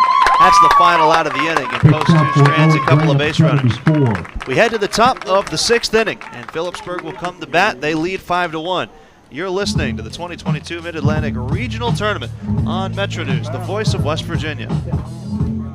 Metro News this morning. The biggest stories from around the state of West Virginia when you want them. Chris Lawrence at the anchor desk. We're ready to get your day started in West Virginia with all the information you need. Carrie Hudasek brings you the day's headlines. Kanawha County Sheriff's deputies are investigating after 2 people were found dead last night in the Sissonville area. A man and a woman were discovered with gunshot wounds at a home on Walker Drive. Names have not been released. Kyle Wiggs at the sports desk. Chase DeLauder, the 16th pick in the first round of baseball's entry draft Sunday night. He was selected by the Cleveland Guardians, and he's the highest selected West Virginia native since Chris Enix. The Pirates selected 4th in the first round and took shortstop Termar Johnson out of Mays High School in Georgia. The Orioles had the first pick in the draft and took high schooler Jackson Holliday, number 1. And Hoppy Kercheval's daily commentary. Metro News this morning. Listen where you get your favorite podcasts and online at WVMetroNews.com.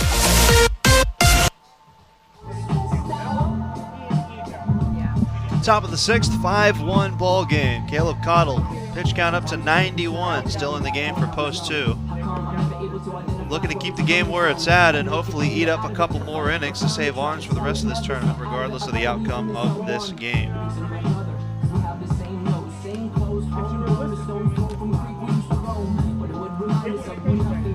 Again, 9-1-2 will be due up for Phillipsburg in this half inning. The same 3 that led off the last half inning. Ben Gusky will start things off. He reached on an error, and Tanner Kephart, who reached on a walk, came around to score.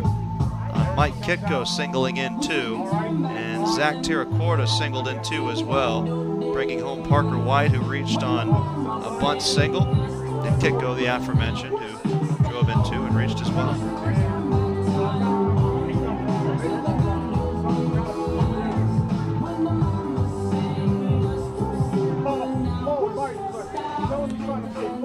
A lot of afternoon baseball to be played today in the major leagues. Rays beat the Blue Jays 3-2. Phillies beat the Braves 3-1. Mariners over the Yankees, a bit of a surprise there, 7-3. The Guardians over the Diamondbacks 7-4. The Twins beat the Tigers 4-1. The Orioles remain hot. They beat the Rangers 6-3. First pitch to Gusky, fastball taken inside. That's delivery number 92 from Cottle. Astros beat the Red Sox 6-1. White Sox over the Royals 4-1. Mets over the Nationals 9-5. And a lot of baseball played this afternoon. Here's a ball lifted into foul territory. Marlins beat the Reds 3-0. And just a couple of games in progress. The only one of interest right now at the end of the 6th. Brewers and the Pirates are tied at 4. 1 ball, 1 strike count to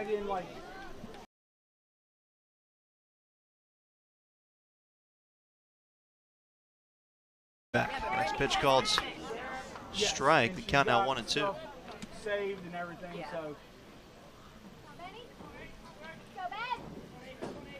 Cottle working quickly, looking for the punch out here. Breaking ball is a beauty that just misses inside. Cottle has struck out just 1 batter, and it came at a really important time at this game. Bases loaded, nobody out. He struck out the 3-hitter, Nate Gusky. Looking for another strikeout victim here. Here's the 2-2. It misses away. The count full.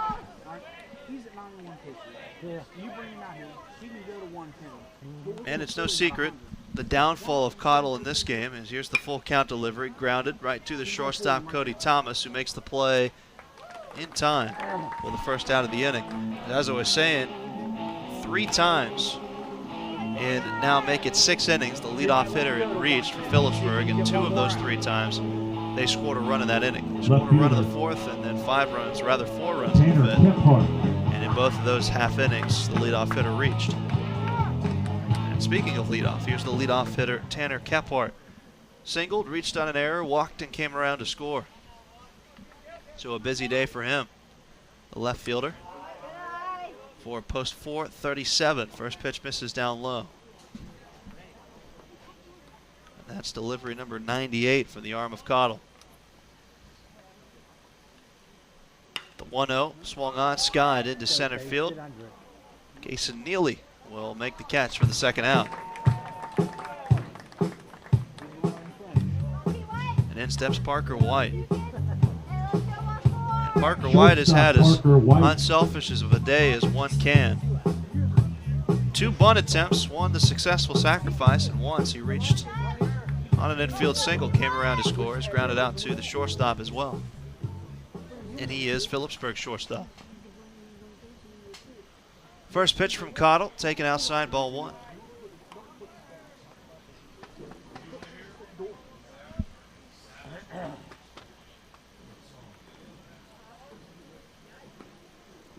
The 1-0 pitch called strike to even the count at 1-1.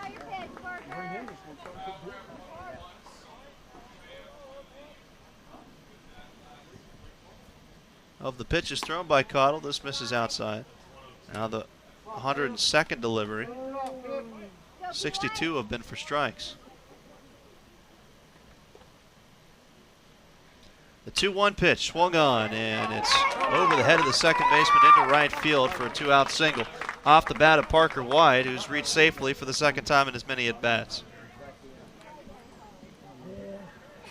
Andy Ultimus out of the dugout steps. That might be all she wrote for Caleb Cottle at 103 pitches. 110's the count. Where's he at?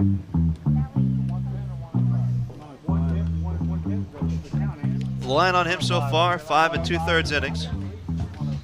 And we'll give you the rest of the stat line after we take this 60-second break, because you can close the book on Caleb Cottle, save the 1 runner on base charge to him right now. When we return, 2 outs in the top of the 6th inning and a new pitcher on the mound for post 2. You're listening to the 2022 Mid-Atlantic Regional Tournament on Metro News, the voice of West Virginia.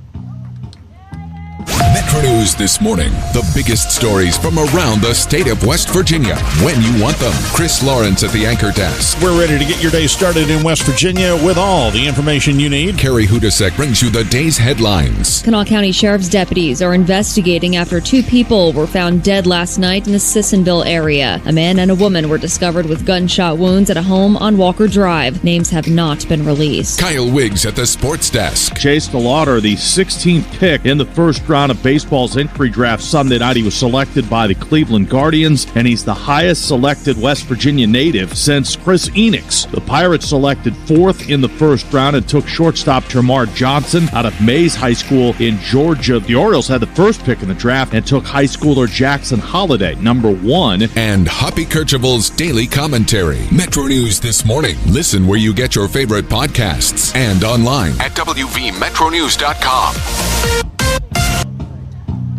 So post 2, the first of today's participants to go to the bullpen. Caleb Cottle's day is done.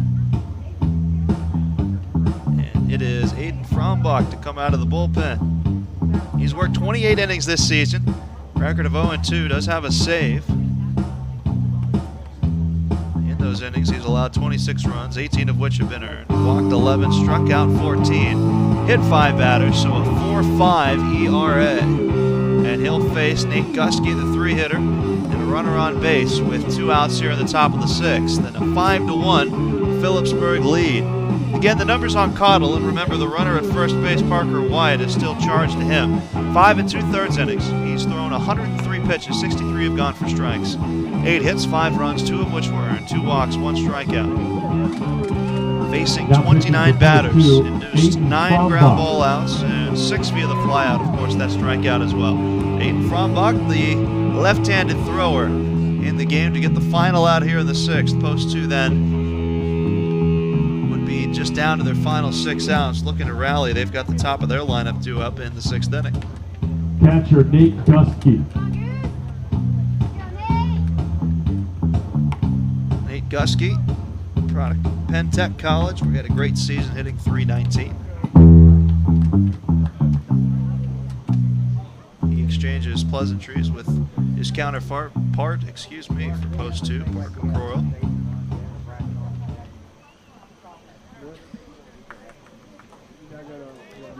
Frombach and the lefty, and a moderate lead by Parker White, the runner over at first base with 2 outs at the top of the 6th. First delivery from the left-handed thrower, swung on and driven back to the screen. So the reliever gets ahead in the count.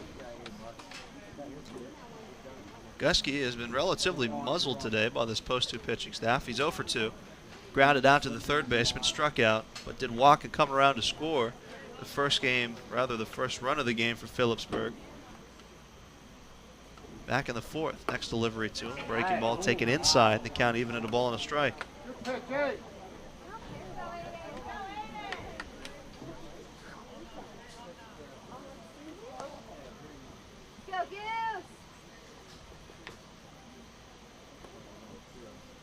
The 1-1 now. And Gusky rips it foul on the left field line. Go out on a limb and say they call him Goose based on the shouting I hear below the press box here from some of the Philipsburg faithful. A little bit of a hike, 182 miles away from Morgantown.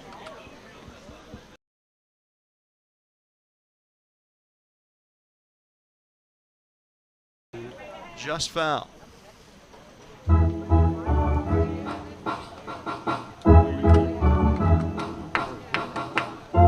Teams from all over, of course, here in the Mid-Atlantic Regional. 2 teams from Pennsylvania, 2 from West Virginia.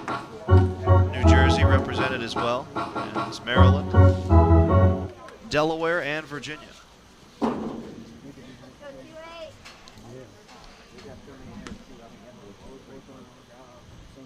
Here's the 1-2 from Frombaugh. Fastball, called strike 3. Completely.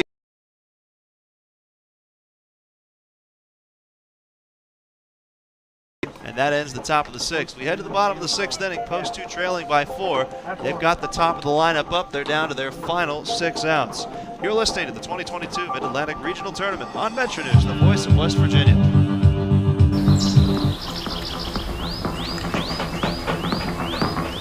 No weekend plans? Try some of ours.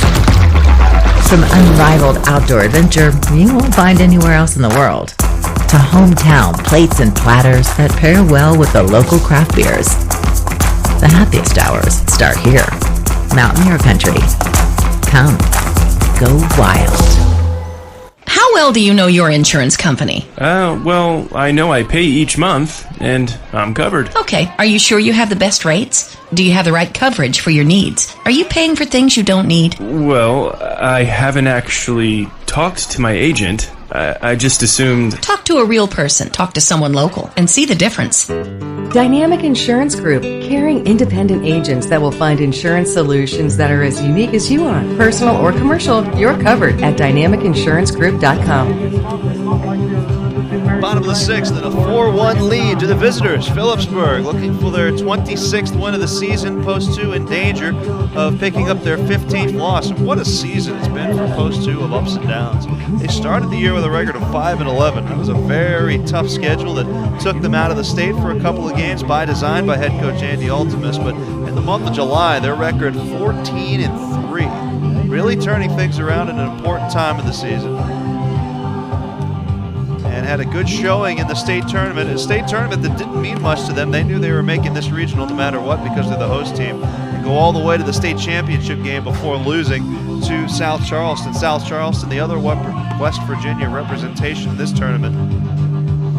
They've been handed a loss to Allentown, New Jersey. That game took 11 innings to complete. So the state of West Virginia in danger of going 0-2 in the first day of this tournament, but 2 very well-played games.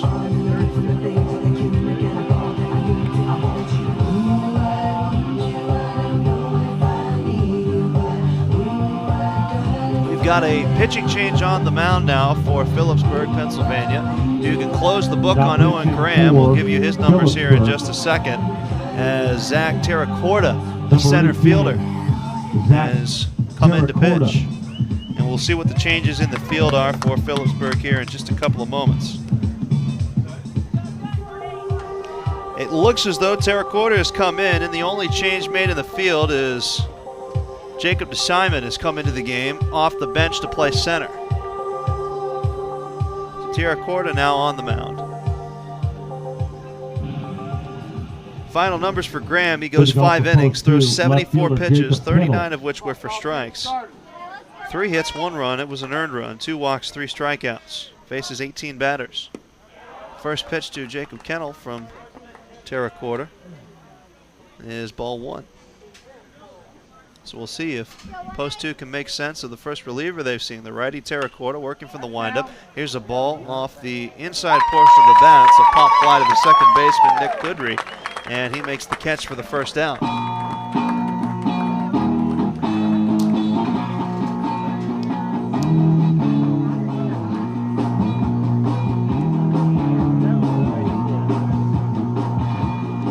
Shortstop Cody Thomas. Cody Thomas is 0 for 2 today. Post 2's down to their final 5 outs. They trail by 4 runs.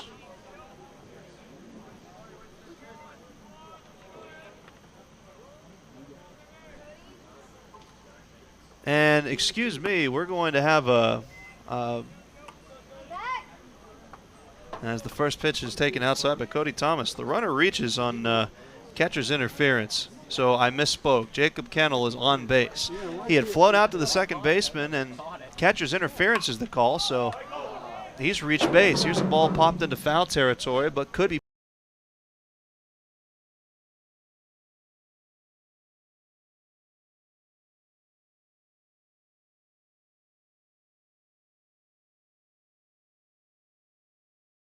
Forbes.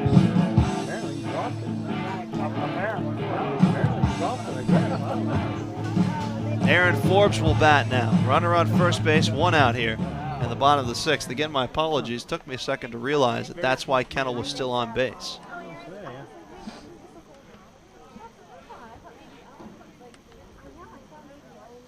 Here's a snap throw over to first base.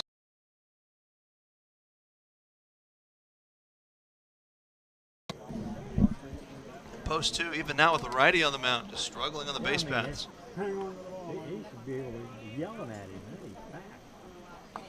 Time called as Nate Gusky will talk things over with his reliever.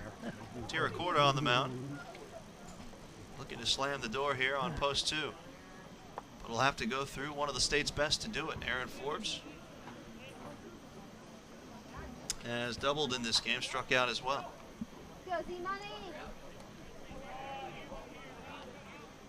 Tiracorda now back to the mound, favoring the first base side of the rubber, working from the stretch. Short lead by Kennel. Good speed over at first base.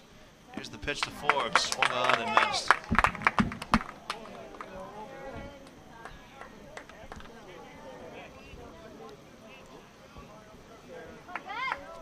Forbes, the senior from University High, again will play collegiate ball at the Division II level at Salem. Hoping to extend his collegiate career just a little bit longer. Here's the 0-1 pitch. Big swing and miss by Forbes. That one actually got a piece of into the catcher's mitt, the count 0-2.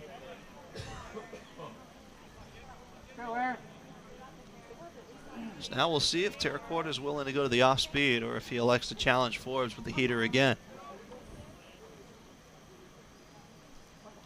The 0-2 fastball again. Called strike 3. And that's the second out of the inning.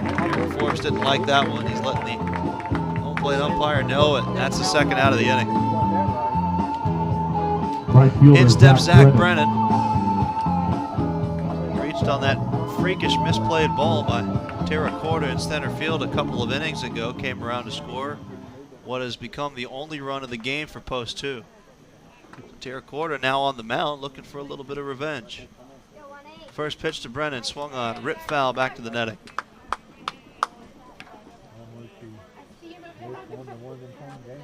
4, 5, and 6 do it for Phillipsburg in the top of the 7th, looking to add some insurance before they look to put the final nails in the coffin of this game for post 2 as they lead by 4 right now in the bottom of the 6th.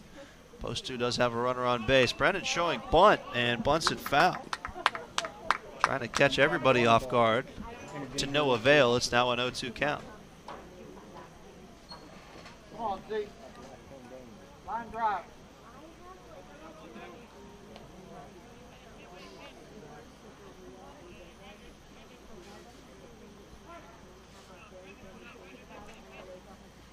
No balls, 2 strikes, 2 outs. Bottom of the 6th. Next pitch to Brennan on the way. Fastball misses outside.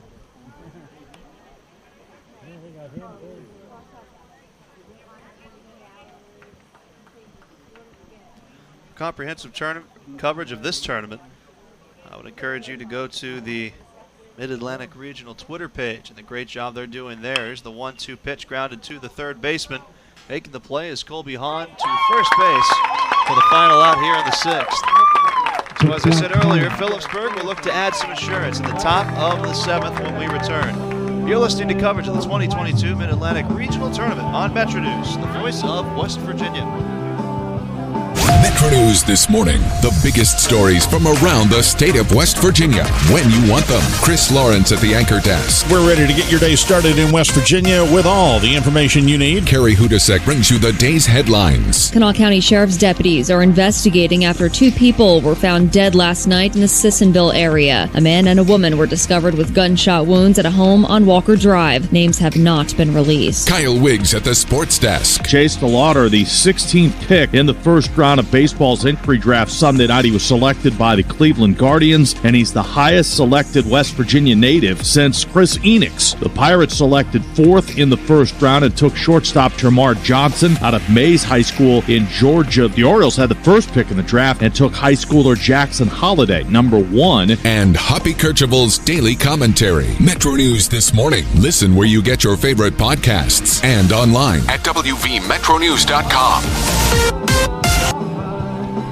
5-1 advantage for Phillipsburg as they come to the plate here in the top of the 7th. 4, 5, and 6. That's Kitco Hahn and Tira Corda will all bat for post 437. Again, an impressive 25-3 record. That could improve to 26-3. It's 3 more outs to get there, and they look to add a little bit more insurance here.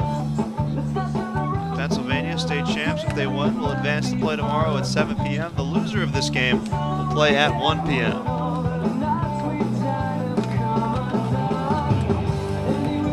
Again, Luke Wiggs here on the call for the Metro News Radio Network. Joe Nelson at the controls of the WHIR studio.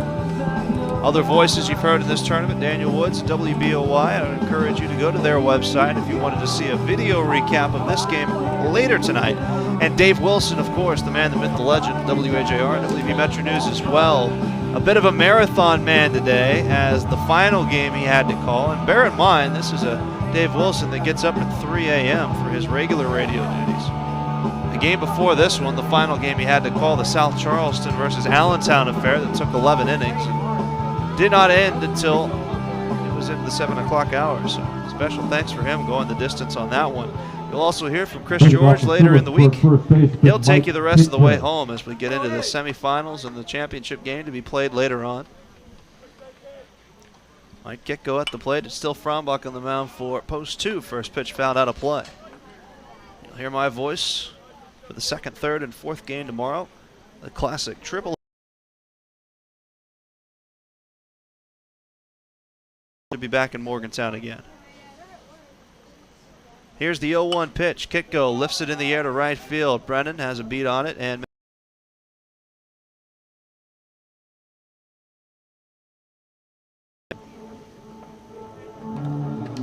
Colby Hahn now in search of his first hit. He's 0 for 3 today. He's made a couple of handy plays over at third base, but would like to do some damage with the stick as well.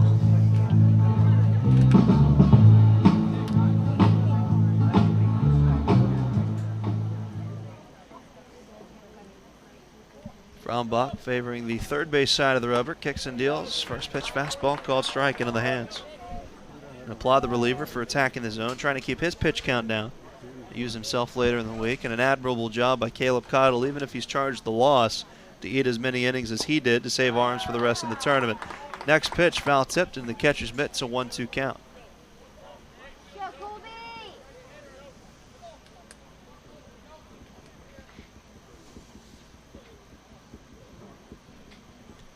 Colby Hahn takes the next pitch just inside. Beautiful breaking ball that time. Colby Hahn also playing at Phillipsburg High School as a .356 hitter in the spring. But again, 0 for today. Here's the 0-2 pitch. Swung on a couple of hops. It's grounded to Cody Thomas in short. Makes the play in time to get the speedy runner for Phillipsburg, and that's out number 2.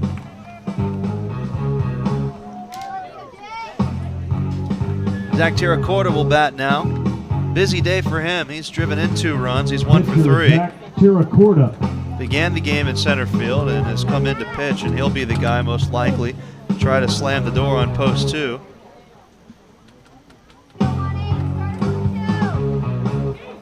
In the bottom of the 7th.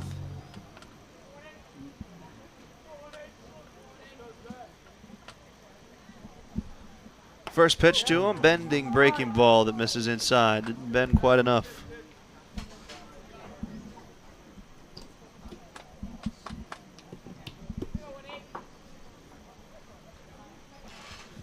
The 1-0 delivery. The herky-jerky motion from the left-handed pitcher misses outside. Now 2-0.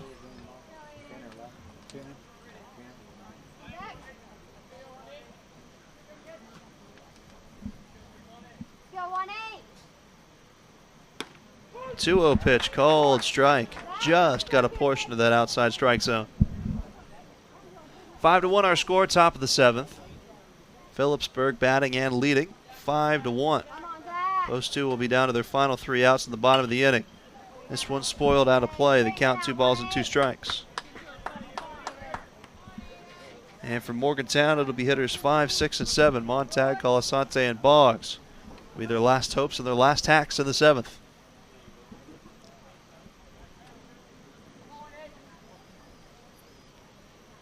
The 2-2 pitch, check swing, my goodness, line shot right in front of the wire in front of the Phillipsburg dugout. And if Terracorta hadn't made contact with that one with the bat, it would have hit him in the chest. Here's the 2-2 pitch now, breaking ball, waved at and missed for the final out of the inning. So here we go. Post 2 needs 4 runs before 3 outs are recorded. We'll see who comes up on top as we head to the bottom of the 7th. You're listening to coverage of the 2022 Mid-Atlantic Regional Tournament on Metro News, the voice of West Virginia.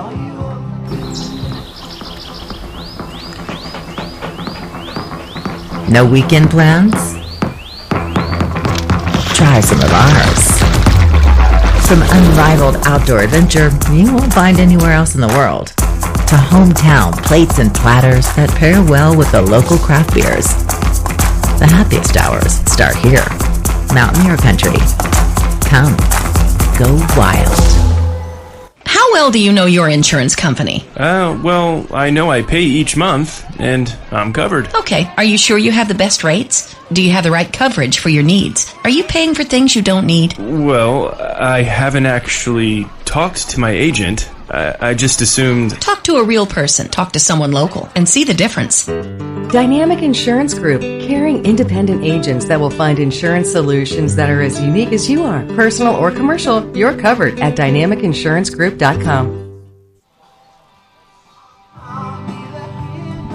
Last hacks for post 2 here at bottom of the 7th, in danger of falling into the loser's bracket.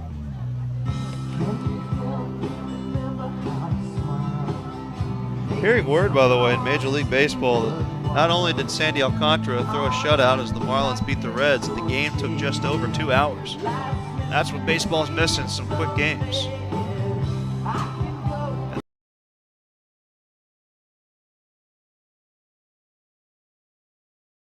In the later innings was excellent through 5 innings of work. And then combining Owen Graham and Zach Terracorta have been fantastic for Philipsburg as well, who lead 5-1 here in the bottom of the 7th inning. So here we go. Tommy Montag, Don Colasante, Leading off for post 2, DH. and Elijah Boggs. Tommy Montag. Tommy Montag's 0 for 2 today. Just 15 years old, is a very impressive hitter. Will be a long-term piece in the plans of post 2. Your 5 hitter today, the DH. So Terracorta still on the mound. Not a safe situation as of yet, but performing admirably in relief. Montag takes a swing at the first pitch and rips it back to the screen.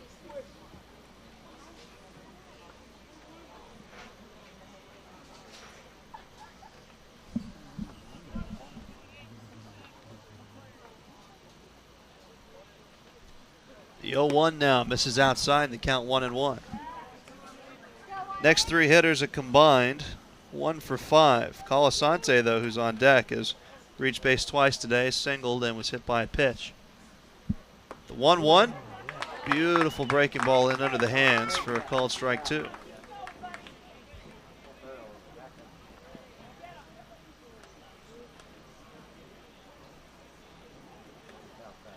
Terracorta looking for the punch out here. The 1-2 delivery, fastball, waved at and missed. That's Strike number 3 and out number 1.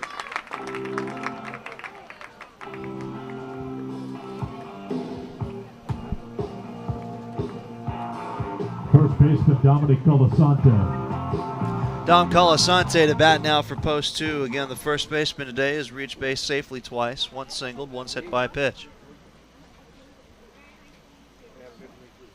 2 outs away from having our schedule officially set for tomorrow's affairs. And we'll give that to you before we conclude today's broadcast. First pitch swung on and missed by Colasante. Healthy diet of fastballs for Terracotta coming in relief. No reason not to, pitching with a 4-run lead and throwing it as hard as he does. From the windup, the 0-1, again the heater is chopped foul back to the netting.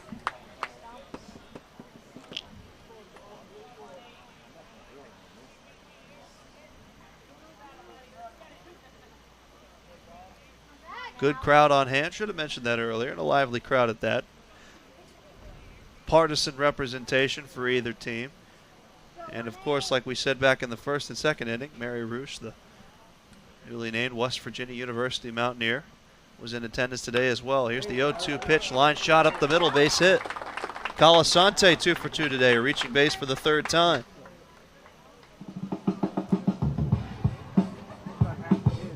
So 7, 8, and 9 could come to the plate for post 2. Still a long ways away from calling this one a rally, but a runner has reached with 1 out in the bottom of the 7th, and they trail by 4.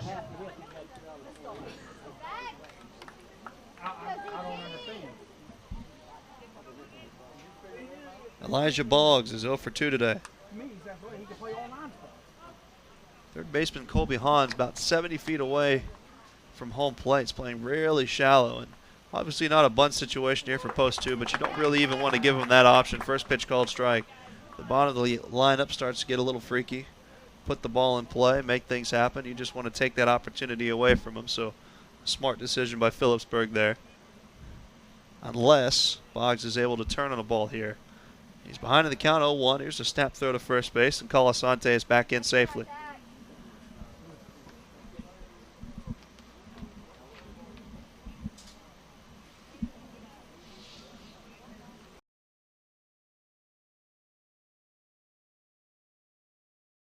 Even the count at 1-1.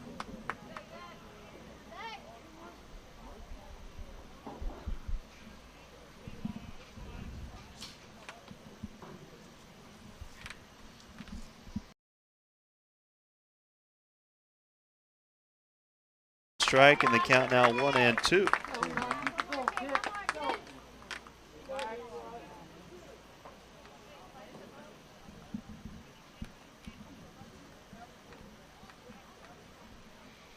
One ball, 2 strikes, 1 out. Boggs at the plate. Next pitch ripped foul down the first base line. He'll still stay alive. Professional at-bats from both teams today as well, seeing a lot of pitches. Defending the zone with 2 strikes. But defending not enough for Boggs here. He's looking to reach base.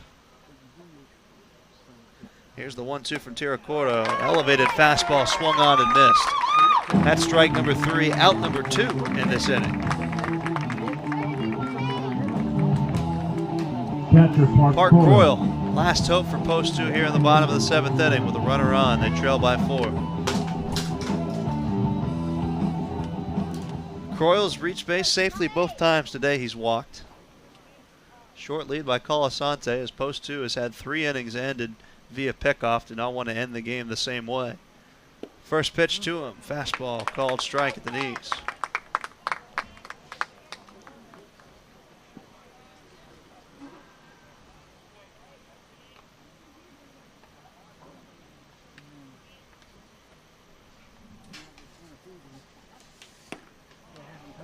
Next pitch taken upstairs, ball 1. And I got to tell you, now seeing the teams of this tournament so far through the first day, there really doesn't appear to be a weak link. 2 of the games decided by just a single run. 2 games decided by 4 runs, but very competitive matchup here between Phillips.